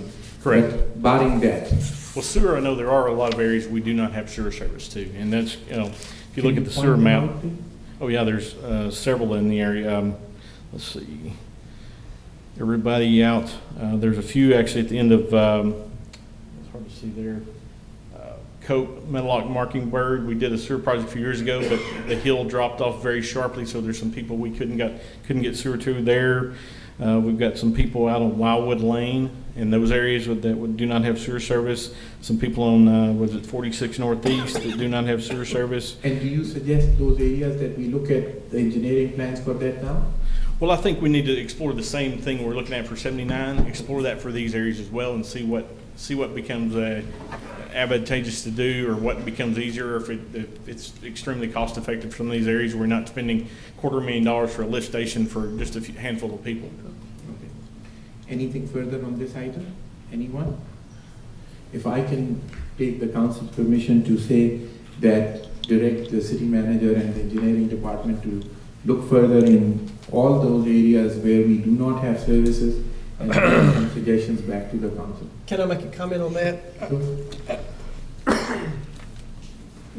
My concern is I just don't want us to rush into something on this like we did on the airport, where we spend a lot of money and then decided it wasn't a good decision. And the voters in the city understand that some of what they think they voted for they're going to be giving up to do these things. By that, let me read you something. The original proposition was the issuance of $45 million tax bonds for replacing and extending water and sewer lines and making repairs to streets and drainage infrastructure necessitated by such construction. Well, I just want the people that live on 41st, the people that live on Church, to understand that we may be looking at at extending lines to people that don't have water, and their streets are stuck. They're not going to get any better in the near future. And I think that there were voters that voted with the expectation that once their sewer lines and water lines were fixed, that the roads would be fixed. And we're considering really not doing that, but moving out and extending water and sewer lines and maybe leaving these people with their roads in the same situation, in a worse situation than they're in currently. I don't think the road was the issue, Edwin. I mean, I understand what your point is completely, but to say that they were expecting the roads to be done, I mean, some roads we have already determined that have to be done. That's what the voters I talked to, that's what they thought was going to happen. And these voters need to understand as well that if we go in there and we do try to do some of this stuff, that their roads may be worse than they are now. So it's a trade-off. Was the Church Street Road one of those on the bond issue? Did they tear up well, I'm not sure about that. The Church Street was part of the Water Development Board program, not part of the bond. Not program. part of the bond. I wasn't part of that, okay. Thank you, Mr. Mayfield. Before I got here. And nobody has any further questions of Mr. Mayfield, correct? No. All right, we have covered 14 is May, 15, 16, 17. Item number 17. And this is between myself and the city manager. I had asked Mr. Godwin to give us an update on the sale of tax delinquent properties. We have put an account of that in our agenda. The second thing that I was wanting opinion from the council was that we have the old police station, which is still there, and the city owns it, and we have to maintain it. And I had asked him to look into it and bring us back of what the value of it is, and if the council would agree to it, that property is not bad property in the sense that it has all the infrastructure, roads, water, sewer around it, and maybe if we could just put it as auction item from the city. So if you can, Mr. City Manager can give us details, and then the council can think whether they want to do that or not. Sure, very quickly, back to the delinquent properties in general. I got a new list just last week from our delinquent tax attorney, Tracy Pounders, 877 properties, and I'll send you that either by, if you want a paper copy, or email it to you, or whatever the best way to get it to you is. And the reason for that is just so you know, but also, and I don't have a date yet on our next sale, but we try to do that once a quarter. But the reason it's important to see properties is, in a lot of cases, if you know of a particular property, a lot of times there's a person who wants to buy it. And if we have a ready buyer, as opposed to let's just throw 150 of them out there and hope somebody bids on them, if you've got ready buyers, we're much more likely to have a successful sale, whether it's for $100 or $5,000, whatever the case may be. So if you have properties that you know of that you want us to look and see if they're on the list, or if you want the list and you want to go through it and go, oh, I'd like to buy that, or I know somebody down the street that wants to buy that, or, we have a lot of properties in town, people actually have been taking care of them for years. Mm-hmm. And for them to be able to buy them at a really low price is good for them, it's good for us, both. Again, if you would, 877 properties is a lot to go through, I know, but if you have an opportunity, I would really appreciate you looking at those and just see if you know of anybody who might be a willing buyer to get those back on the tax rolls. Second part of this, again, the old police station, it's been empty for quite a while. It is a good physical location as far as geography is concerned because of the traffic counts and so forth. Back in February of 2013, doesn't seem like that long ago, we actually had, I negotiated a deal with a company from out of state, from Chicago, and they were going to buy that site, tear down that building, and put a new store in there. went really far, and then right at the last minute they backed out, which wasn't terribly surprising. And the way we were going to do that, because as you know, in order to sell a public property, you can sell it one of two ways, either at public auction or through sealed bids. You have to sell it for at least what it's worth. At that time, again, this is a little over 2 years ago, it was worth $175,618 is the determination we got. Now I'm sure it's probably pretty much that now, maybe a little less, maybe a little more, but about that same amount. The way we're going to make it practical, because you can imagine this company, no other company is going to want to spend $175,000 for a vacant lot plus the cost of demolishing it. So there was a way that we were working through to, and this is the way I think it could work if we can find anybody. You never know. Is that we would credit them the cost of asbestos abatement. And that's why demolishing is so expensive, is because there is asbestos in the building, in the walls, and the floor tiles everywhere in the world, and some of our police officers, hopefully not.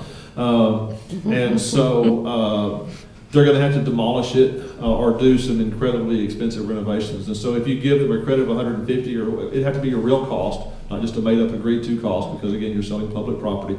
It may be that you could get that conveyed to someone for a very, very low cost that may be worthwhile to them at that point. So again, you put it out for bid, and we would take sealed bids, and then those would be opened in public and read aloud and presented to the city council, just like when we're buying a service. In this case, we're selling. It's the same process, just a slightly different wording.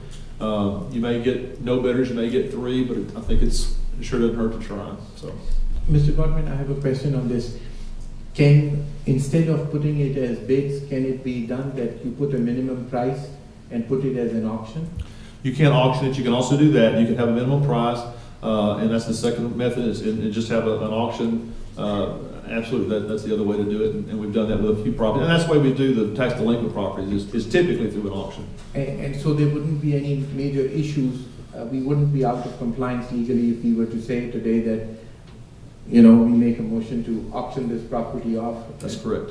That's correct. In fact, the county this month, last week, next week, I forget, they're doing an auction of properties, in fact. And we've even considered trying to auction off the old health department building. Thank you. Well, since you brought it up, I was gonna ask that question. Is the health department on their list? I believe it is, Gene. Maybe it's not. Oh, okay. So we'd want to do both of these together if we do that, then I would. Yes. For those of you, there was a discussion about selling the old health department building, that the county is 50% owner in and we're 50% owner in. And it didn't come to council, we didn't talk about it, but it was just, we did abide by all this, and they're trying to sell it for, we're trying to sell it for a reasonable value. Mr. Frierson? I'm all for it. If we can repurpose this and get it back as a useful piece of property, I think we should. Dr. Clifford? Agreed. Mr. Collado? I agree. Mr. Jenkins? Comment. Ms. Lancaster? Be a positive move. It's not. Do we need a minimum amount for this? Yes, the minimum amount would be $175,618, and I'll check to make sure that hasn't changed. 175. Minus the cost of the abatement. And so what would that be? What was the cost of it? I'll calculate that. And you don't have to have that in your motion, because Okay. state law requires you to do it that way, regardless of your motion. Do we have to have a motion to do this anyway? I thought this was, Well, to sell property, I wouldn't want to do it on my own, so I'd like one. so we need to do that You also. will So we need absolutely to have do to. that on the health department as well then, don't we? Well, we would, except it didn't get on there anyway. It's not gonna, we didn't have time to do that anyway. No, but it's fixed, we want to sell it with. Oh, yes, if you want to, yeah, I would include that in this motion. Okay, Sure.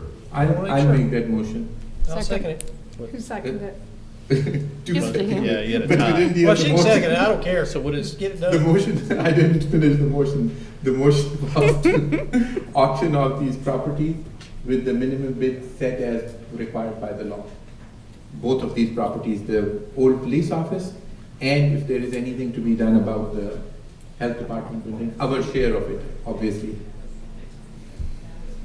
Now, Second. all in favor? Aye. Motion goes.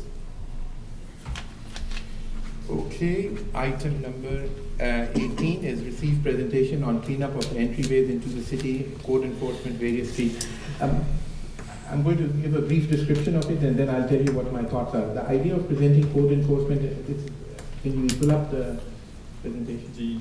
Yes, I do, I'm sorry.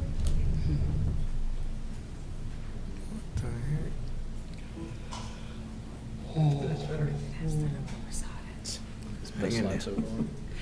Hang in there. What's that one? I don't think that's it. It is in the agenda packet. The idea of presenting code enforcement and maintenance beautification of city entrances is not a new idea. We've been discussing it in the past and it's now being rediscussed. The rediscussion is because though we may have had some improvement, there's not a significant change that we have seen. The difficulties in code enforcement, lack of support by private property owners, which is partly because of negligence, financial constraints, time issues, weather conditions, and lost ownership. On part of the code enforcement, maybe they're not interested. There's shortage of staff, there's financial issues, lack of funds when owners don't comply, there's weak penalties, people don't listen to what code enforcement says, and lack of ownership. In other words, what I'm saying is that code enforcement wants to enforce, but they don't know where to go because the owners are nowhere to be found. The results are, whatever the reasons may be, the basic outcome is that the entire city suffers and the entrances to the city give a rundown appearance of our town. Some of the suggestions that I had were, first of all, start code enforcement in a perimeter fashion, and I have a map that I'll show at the end of this presentation, from the entrances to the city and go in a circular fashion until all areas are covered. This can be done with proper maps and clearly identified streets. Number two, specific streets should be addressed in the form of a timetable, just like we have a timetable for the street sweeper. C, notices should be issued to homeowners in advance of code enforcement, thus allowing the owners the time to correct the issues beforehand to avoid penalties. In areas particularly to the entrance of the city, the owners should be given a couple of weeks to correct the issue, otherwise the city takes responsibility of correction and bills the owner.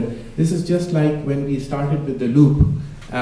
The state was responsible for mowing the loop, but the loop was not mowed. It was mowed once or twice a year, with the result that there was always overgrown grass till the city took over. And now lately it's been a little bit of a problem because of the rain, but otherwise I think the city was doing a great job in cleaning the loop up most of the time.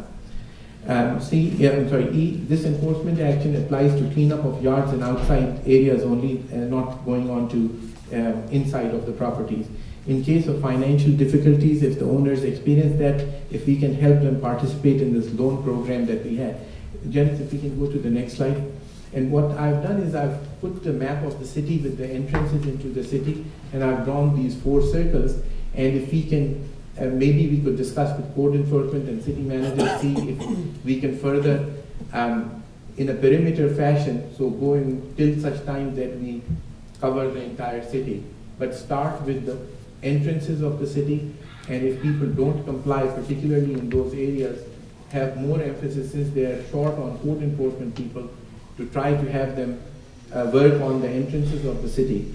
The other thing which I thought was, if we can probably get some sort of an idea from code enforcement that when they have been to certain areas of town, that those areas have been covered. So then, just like we get a thing on dilapidated buildings, if we can get a notice on that these areas have already been looked at and these areas have been covered, and their notices have been issued to them.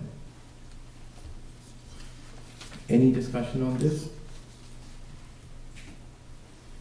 I had given this to the city manager beforehand, so he knows partially about it. If there's no further discussion on this, we move to the next item. And that is presentation on bathrooms at the fairground.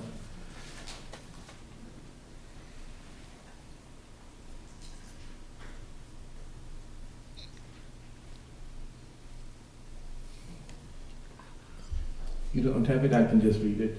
That'd be great, because Yeah, Janice that's no just said, problem. uh-oh. Yeah. The fairground for Paris is an important location, since the fair and other social events happen at this site. There have been numerous requests about the need for availability of fixed bathroom facilities at this site. Last year, the council approved in the budget approximately $80,000 for the construction of bathrooms at the fairground. The project was approved over the budget year 2015 and 16, with part of the money to be taken from the upcoming 2016 budget. The cost that is currently estimated is about $120,000. I think that may have been reduced to $100,000. I'm not sure about that. The city manager will tell us. Currently, as it stands, the city is in discussions with various contractors to come up with a plan so that the project can be underway. Due to shortfall in the funds in the city is in discussion with various builders in town where they provide voluntary services for the project, while the city will provide materials and infrastructure services so that the project could be completed while the cost curtailed to finish the project. My suggestion at this point was, if the council feels comfortable, that we plan with the plan, that we authorize the expense now and allow the city manager to proceed with the development and final construction of these bathrooms prior to the fair, if it is possible. Mr. Godwin, any suggestions on this? No, I think you've said everything that I have. It may or may not be practical to build those restrooms that quickly. As we talked about a year ago, it was meant to be a 2-year project. It'd be great if we could do it sooner. We did meet with a contractor 2 weeks ago. He was fairly optimistic that he could get people on board and to donate their time, not materials, but to donate their time. Given that, we may be able to do it with the funds that are available now rather than having to wait till October, and we could maybe get that bathroom built before the September fair. That's a big if, because that's a little bit less than 3 months away, but it'd sure be great, and I'd be happy for you to give me the authorization to at least try. Mr. Pickle? My only question or concern is, isn't there a fair association that manages the fairgrounds or whatever? Yes, they have a lease agreement, management lease agreement with the city for the fairgrounds that we own. Okay. I mean, we're looking at our entities that manage city properties to make sure that we're either appropriately compensated or that they're using their funds to improve that property. Right. Shouldn't we be doing the same thing with this? Well, yeah, and it's a good question, and we talked about this way back a year ago too. Part of their agreement with the city is that they're required to spend a certain percentage, I think off the top of my head it's 10% of the money, their proceeds have to be used back into the capital facilities out there. Over the last 15 or so years, they provide an annual report. They far exceeded that. And so when Rita Jane, and I'm sorry, I forget Rita Jane's last name all of a sudden. Things. Thank you. Came to see me last year with the annual report, and a couple of the board members as well. They have, again, by many times over, spent more than they're required to spend. So they have been a really good steward of that area. They are spending operating costs renting a trailer out there so that they can have adequate restroom facilities. And so at that point, when we did our budget last year, I requested the council approved to begin funding that with city funds. It'll be their responsibility to take care of it and to reinvest in it as it gets older and to keep it up just like they have the rest of the facility. And the restroom that's going to be built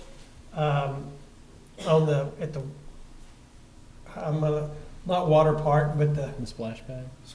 Yeah, at First Methodist. Right. How much was it in the cost? It's in the 40s. Again, it's one that's also going to include donated time, and in some cases even materials.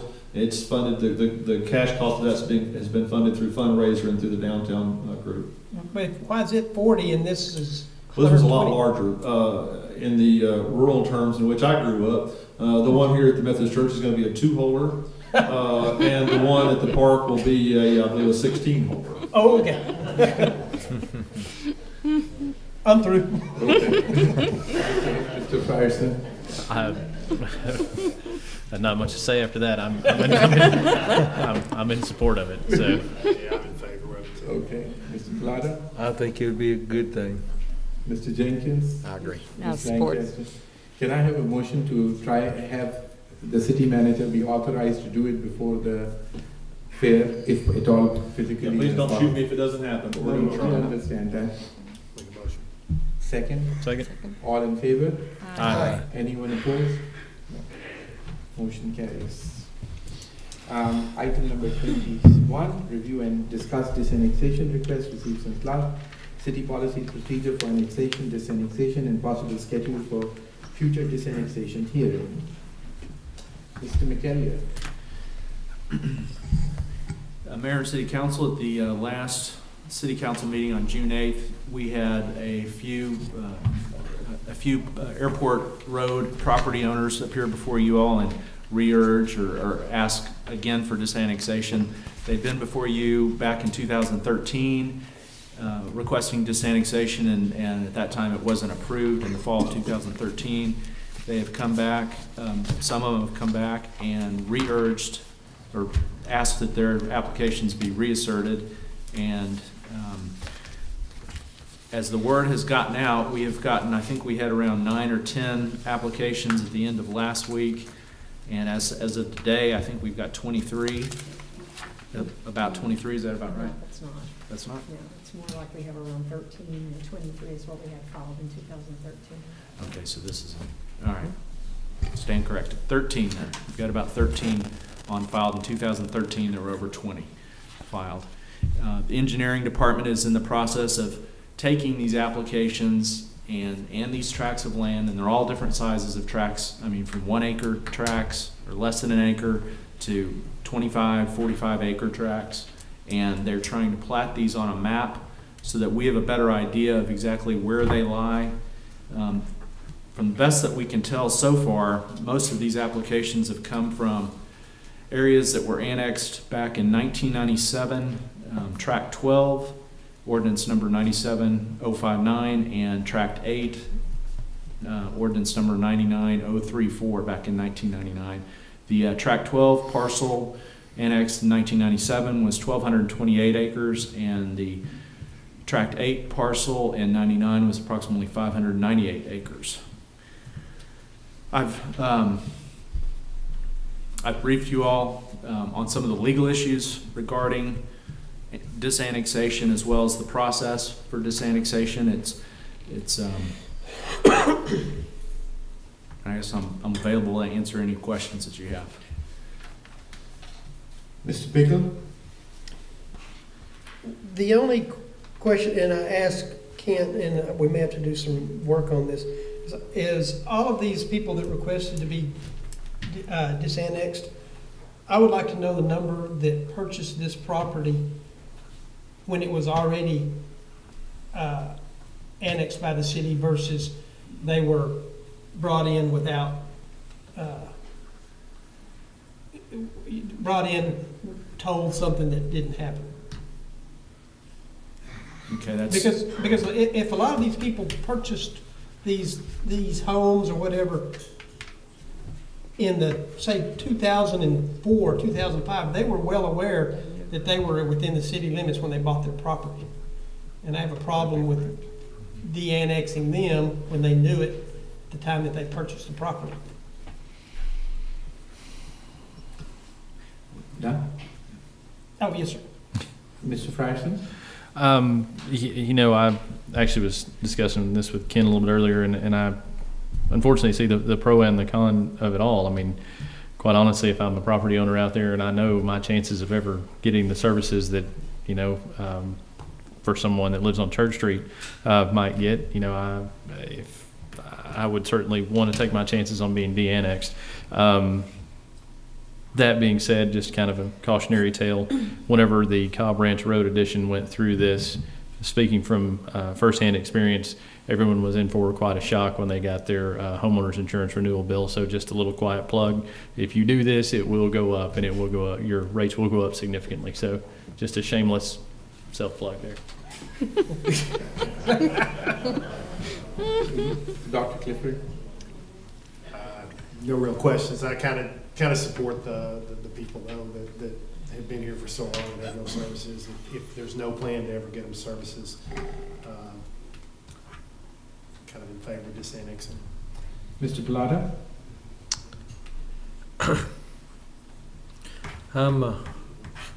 I could see the point, but I'm also sitting on council in charge of the city, and I see this as loss of revenue for the city stuff, so I really don't support it. Mr. Jenkins? I have no comment on this one. Ms. Lancaster? I'm not for keeping them in the city if they're not getting the services they're paying for. I expressed my views last time. I think if we are not going to provide them services, they should be allowed a disannexation. De-annexation, I keep saying disannexation all the time. Mr. Pilata, you want to say something? Nope. Oh, okay. So, Just real quickly, in case there's people here whose name is not on the map was done a few days ago, then we're still getting them as of this afternoon, so if you're not on here, make sure that, before you leave, we got you, but don't be surprised if you're not on here, because it's a constantly changing map. Do you want to address the council? Please come forward.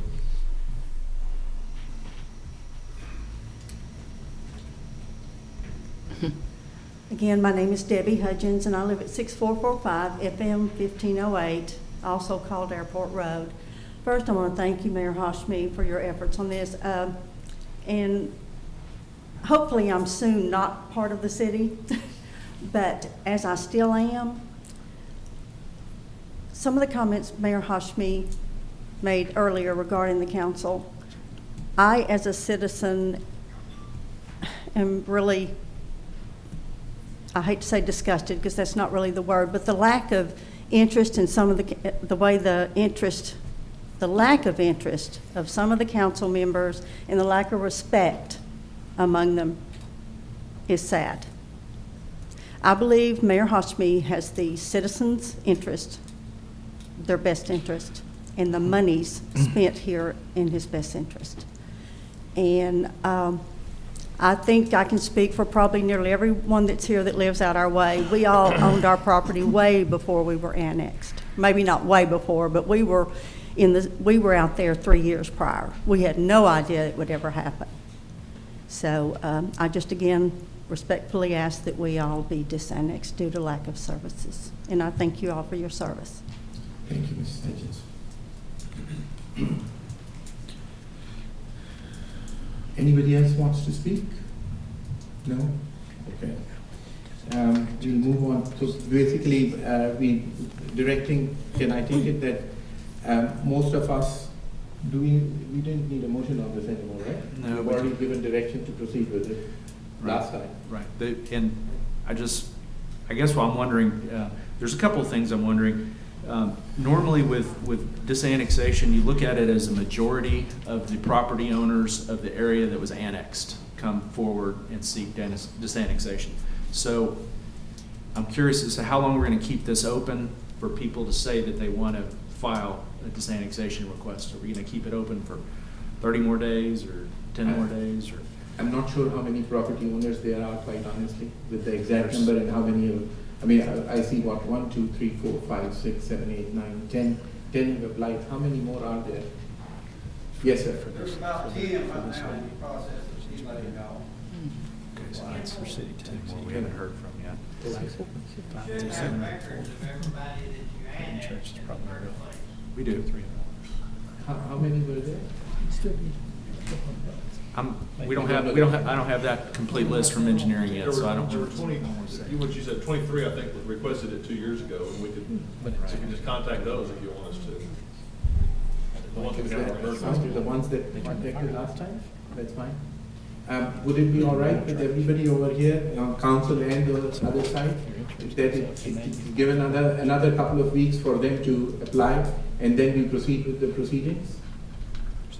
Are you comfortable with 2 more weeks for everybody else to apply? Yes. Council okay with that? Can I ask just one quick question of any of, do y'all get city trash service, or do y'all use Trashy business. trashy business? Some do, some don't. Okay, but it's, There's 3 trash services that run out there. okay, that's what I was wondering. Thank you. Including the cities. The cities is an option out there. If they An want city option, service. but it's not. Some of those, I remember from a prior list from 2 years ago that it was a mixed bag. You had some that were using city sanitation services and some that were contracting with, Do you have outside to pay vendors. for city trash if you're, anyway, irregardless? Okay, so how do you know whether to bill them or not? Well, if they've said they want trash service from the city, they have to sign up. And because they're not getting because we don't have Okay. water and sewer service, Okay. they don't automatically That's get what you're billed. saying. So Okay. it's a little different than I the just rest of want the to know state. the logistics. Thank you. Everybody comfortable before we move to the next item? I want to say this. Sure. I think we ought to leave it open, but I don't think it's the city's responsibility to get in touch with the people. I think it's the people's responsibility to get in touch with the city if they want to be disannexed. I'll agree with that. So we just wait for 2 more weeks for whoever applies? Does all the rest of the council feel the same way? Sure. Okay. Anybody in disagreement on that?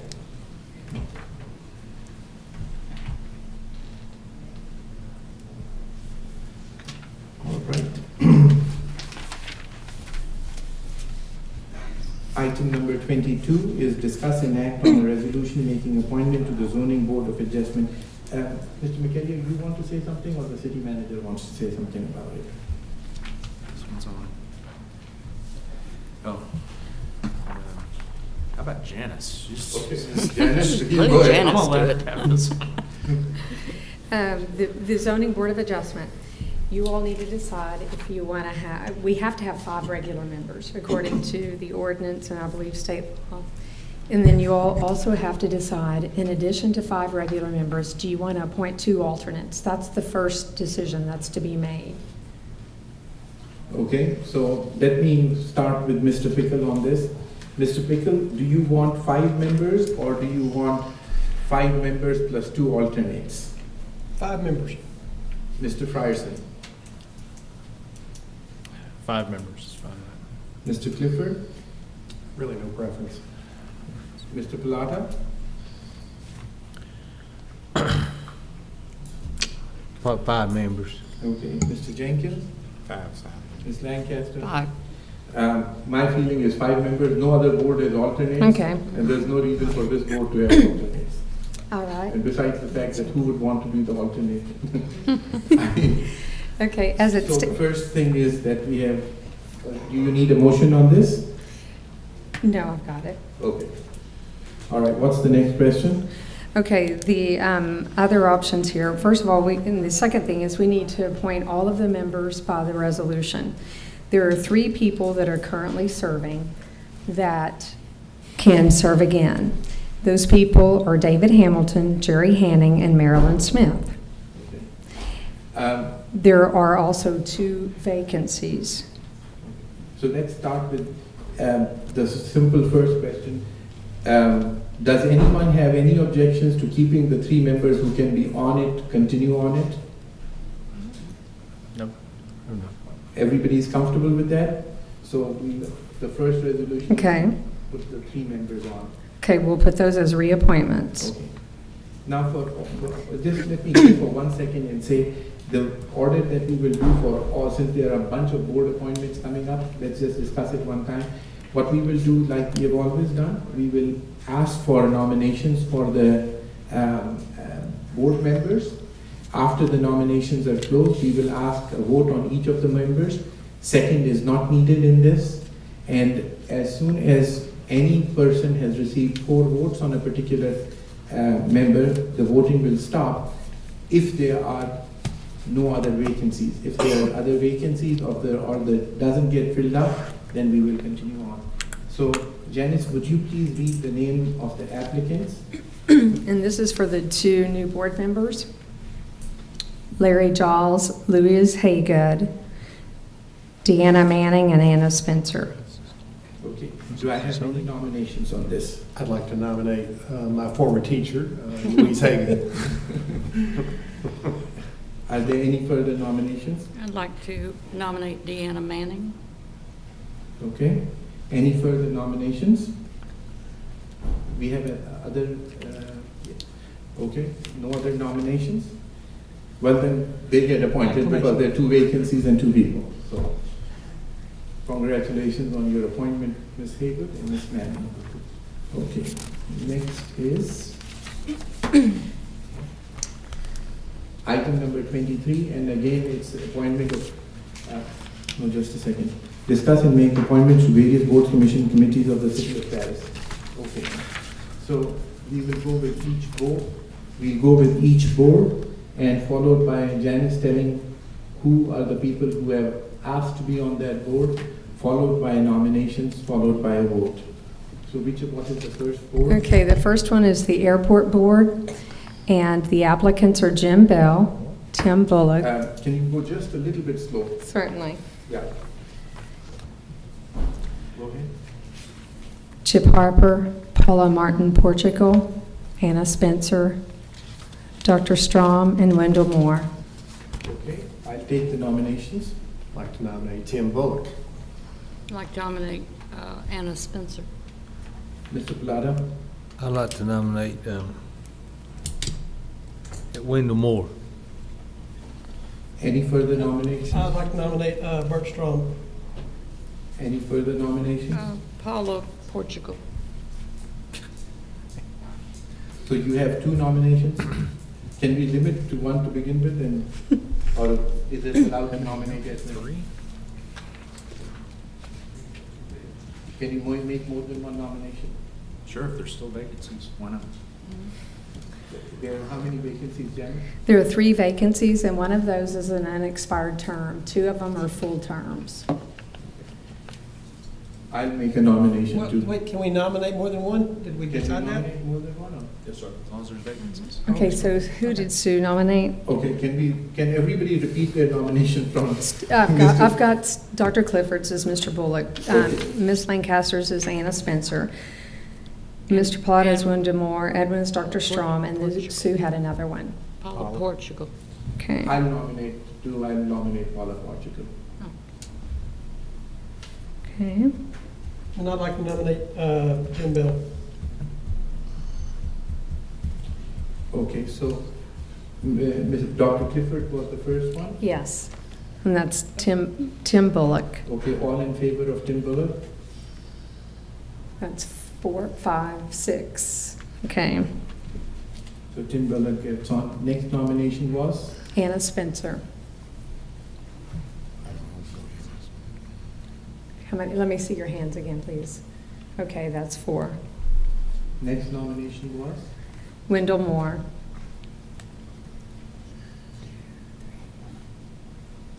Okay, that failed. Next one's Dr. Strom. Okay. Next one is Paula Portugal. 4. Okay.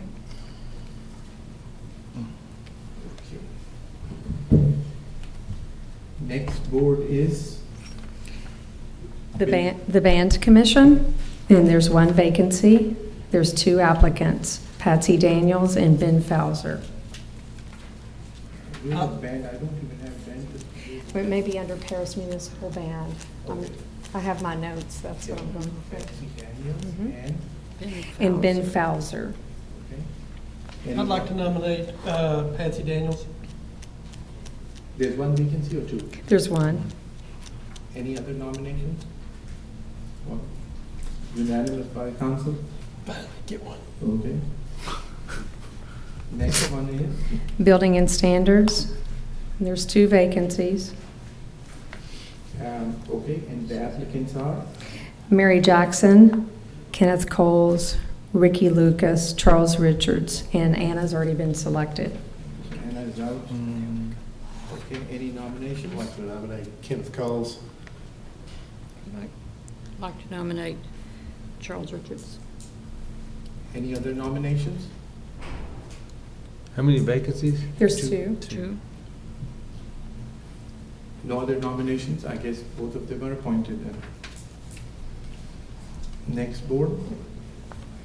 Okay, we have, this may not be on your list. I think I sent you all an email on civil service. Richard Manning had resigned at the end of last week, and we have 1 applicant, and that's. Can we wait on that, though, on civil service? Because there's another person that if he. Oh, and come back to it? Okay. Okay. Just don't let me forget. I'll remind you. The next one? Economic Development Corporation, and there's 2 vacancies. I'd like to nominate Ray Banks. Can we read the names? No, I'm ready. Okay, all I want to right. go home and eat. Okay. Any other nominations? I nominate Richard Manning. Oh, I'm sorry. Sims Norman. Okay. Well, I don't know which one came first, but doesn't Well, matter. after I'm clip. Huh? Well, doesn't matter. Richard Manning. I'm sorry. No, that's fine. I've just kind of got jumbled there. Brady Fisher. Anybody else?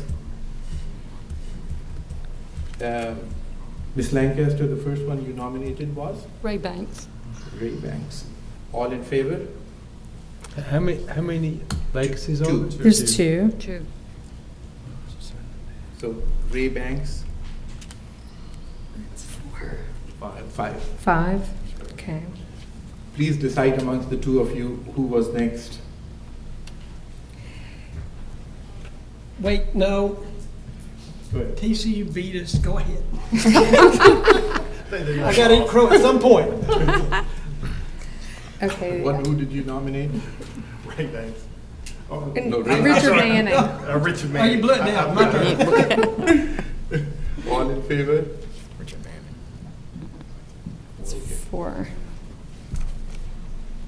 That's done? Yes, Richard Manning and Ray Banks. Okay, next one. Historic Preservation Commission, there's two vacancies.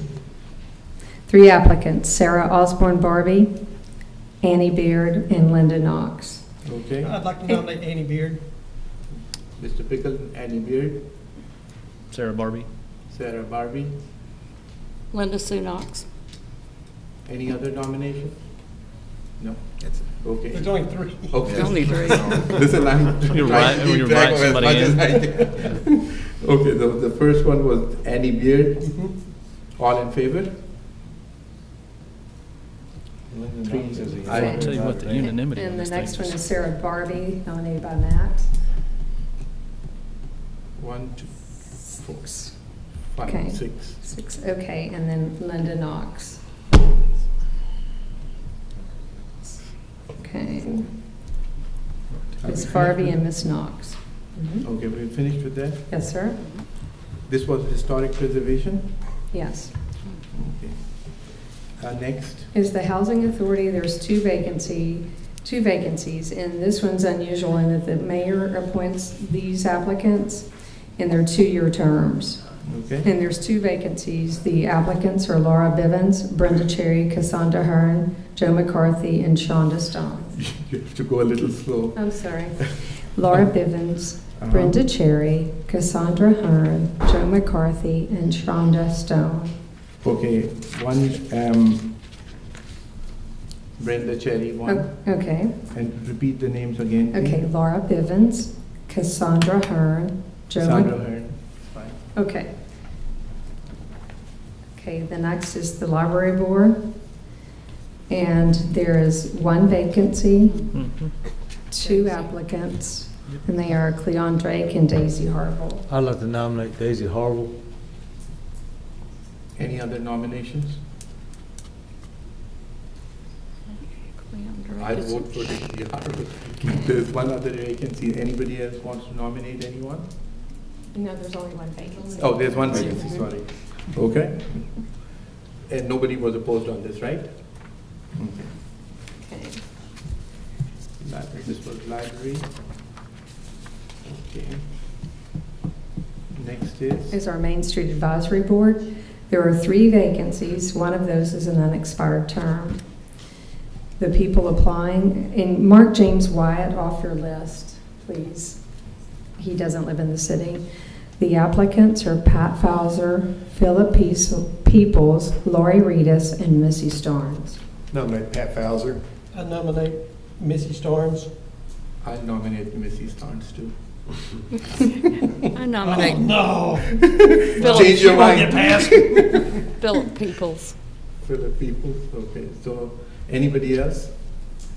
So the first person who nominated was Dr. Clifford? We nominated three. There's only three Yeah, vacancies. but Oh, there's three. sorry. Okay. So that's Pat Fowler, Missy Starnes, and Philip Peoples. Okay. Planning and zoning. There's two vacancies. I'm going to update the list here. The applicants are Mike Fulmer, Ricky Lucas, Robert Spain, and Wendell Moore. I'd like to nominate Nominate Robert Reynolds already. Spain. Hold on just a minute. I'm sorry. Yeah, when we got put on there. Ms. Lancaster, Robert Spain. who was next? I was going to nominate Robert Spain too, but she beat me to it. Nominate Mike Fulmar. Anybody else? Charles A. Richards. He's already been on. He's one. already he's already on. on. Right, then he should have been marked. Building and, he's on building and standards. Oh, okay. Okay. Well, I guess there are 2 nominations and 2 people to be appointed, so. Okay. Okay, on the Traffic Commission, there are 2 vacancies. We have Cleon Drake, Susan Hamby, and Wendell Moore. Wendell's already been out, Thank you. so I nominate those 2.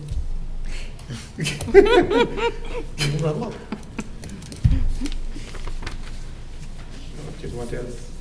Civil service. Okay.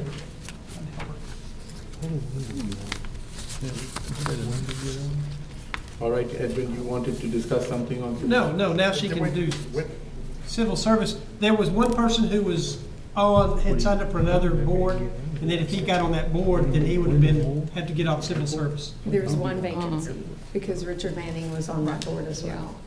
There's 1 applicant, and that's Cleon Drake. But Cleon, didn't she just get appointed to some board? Pardon, which one? Hey, What happened to the traffic commission again? Yeah. I'm sorry? Traffic.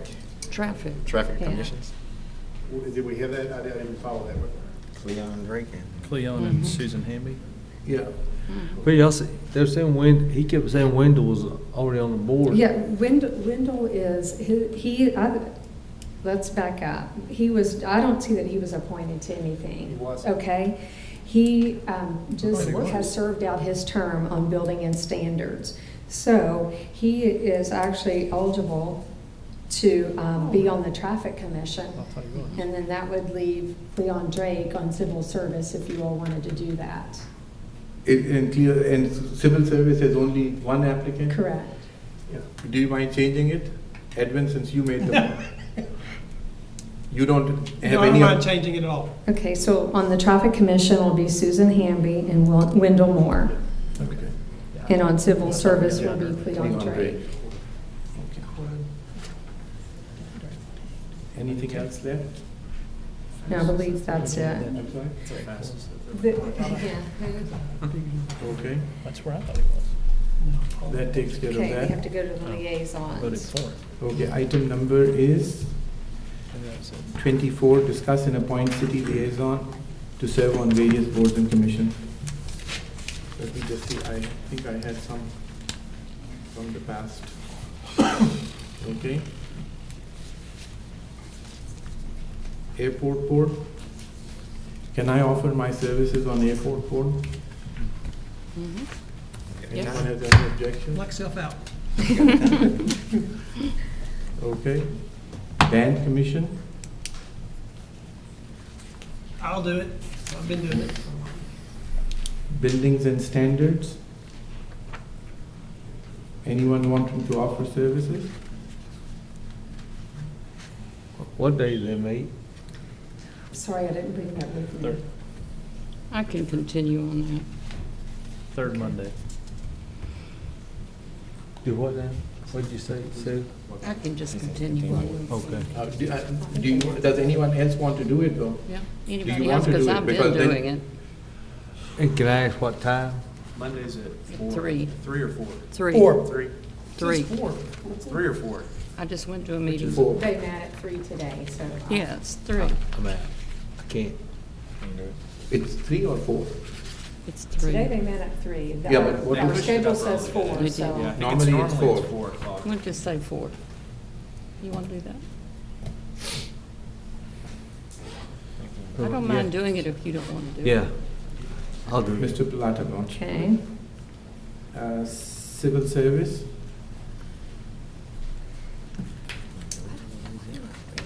Do we- Liaison. I don't think you all really It's only need a quarterly. liaison on that. Okay. On Economic, Thursday. okay. Okay. Economic development? Me. Anybody else? Okay, I guess you're it. Historic preservation? Mr. Friesen? I'll continue. Okay. You're 5. Library board? I was on it. And you did a great with job. poor performance.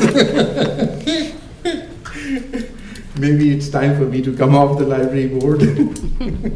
Any volunteers for library board? Yeah, I'll take that. All right, Mr. Friesen, thank you. Main Street Advisory Board? I'll continue this. Okay. B and Z, what did we just do? Oh, building and Planning and incentives. zoning. Oh, you Planning had zoning. everything to do with B and Z, okay? B and Z, I think P and Z is. all right. Anybody else has interest in P and Z? No. Traffic Commission, I continue. okay, Mr. Jenkins wants to continue. Zoning Board of Adjustments, do we need a person for that? Yeah, I've been on Oh, it. you've been on it, okay. You I want to can, finish? I can do it again. Anybody else interested? No? VNCC, God, I hate to be with Edwin, but I suppose I could suffer through it. You're not gonna show up anyway. I'll do it. I have to do it, it requires. Okay, architects, I suppose I'm one of them, need one other member. I'm the one that does it now. Okay, well, that's I've been good. going. I'm the only one that's been going for 3 years. Okay. Okay, now it says additional appoint one council member to serve on the executive committee, but, Yes, I think Edwin is currently serving on the executive committee. Yes, I am. okay. I'm very executive. All right, And then- that takes care of that. okay. You do anything? Anything else? You're done with that? Yes, sir. Okay. And that's when I'll do Item number 25. Discuss authorized acquisition of land and execution of any and all closing documents by city manager for land replacement for EMS station. If nobody minds, I'd make a motion to approve. that. Second? Any discussion? All in favor? Aye. Aye. Passes. Item number 26, discuss and act on amendments to the Red River Valley Veterans Memorial Lease Agreement. These are two changes. One is 6 months ago, 8 months ago, the council approved an amendment to the agreement that expanded the land. There were errors in the meets and bounds, so the correct meets and bounds are included here. So you need to amend the lease agreement to reflect those accurate meets and bounds. The second part of this is the attachment or exhibit C, I think it is, in the lease is a management agreement between the Red River Valley Veterans Memorial and the Love Civic Center Board of Directors. Those two groups, the Chamber of Commerce, the Love Civic Center, and the Red River Valley group, that's three boards, have all recommended that we be replaced by the Civic Center Board as the partners in that management agreement. We own the land. We want to be responsible for taking care of the place and to managing overall what it looks like in perpetuity. The management agreement that's attached is basically the same language as the existing thing. The only substantive change is the fact that the city would be responsible for managing or working with them as partners as opposed to the Civic Center Board. Any questions? Motion? Motion to approve? Second? Second. All in favor? Aye. Okay. 27, discuss and award a bid to RBISI in the amount of $415,713.10 for TWDB Phase 3 water line replacement project. Mr. Napier. Yes, sir. Want to address Mr. Banks' comment earlier on the bid tabs. The one item that was widely different on those, we did have that bid out by a separate company prior to this, and we did know the bids came in right at a little above $20,000 from that individual company, but you still had to perform. Somebody had to dig the hole, somebody had to provide traffic control and other items. So this $25,000 line item should be correct, not the $1,200, because you can't even buy the pieces material for what that would cost to do that for. So the bid that's in there is correct on the low bidder with RBIS. We did get 9 references back on that, 7 for the work, 2 for finances. Everything checked out correctly. The 7 for the work all said they would definitely rehire this company to do work for them again. The budget we have for this is right around $375,000. We had $416,000 with the low bid. The remainder of the funds we do have in the Water and Sewer Fund to cover this. We are looking at ways to reduce this yet again to try to save some money. One being those line stopples that we mentioned earlier. We've been working with Public Works, Water and Sewer guys to find ways to not have to do those. If you remember back to phase 2, this is one of our major problems, not being able to kill a almost 100-year-old line out, and that being part of the problem is no way that this will help us kill that line out. So that was part of the bigger expense in this line cost. Any questions on this motion item? Yes, sir. I'll make the motion to approve. Second. All in favor? Aye. Anyone opposed? No, motion carried. Item 28 is future events. Probably everybody knows this, but the 4th of July fireworks are on the 3rd of July. And then for the parade the following day. Okay. I just want to say one quick word, and that is, as much as Mr. Pickle may think, I have no interest whatsoever in the city manager's job. Whatever was placed on the agenda was placed after detailed discussions with the city manager, and he was fully aware of what I was presenting. I have no interest whatsoever in taking over his job, so no micromanagement here. All right. Well, I don't think those are the same thing. Job and micromanagement. Yeah. There is a next item on the agenda. So moved. Second. All in favor? Aye.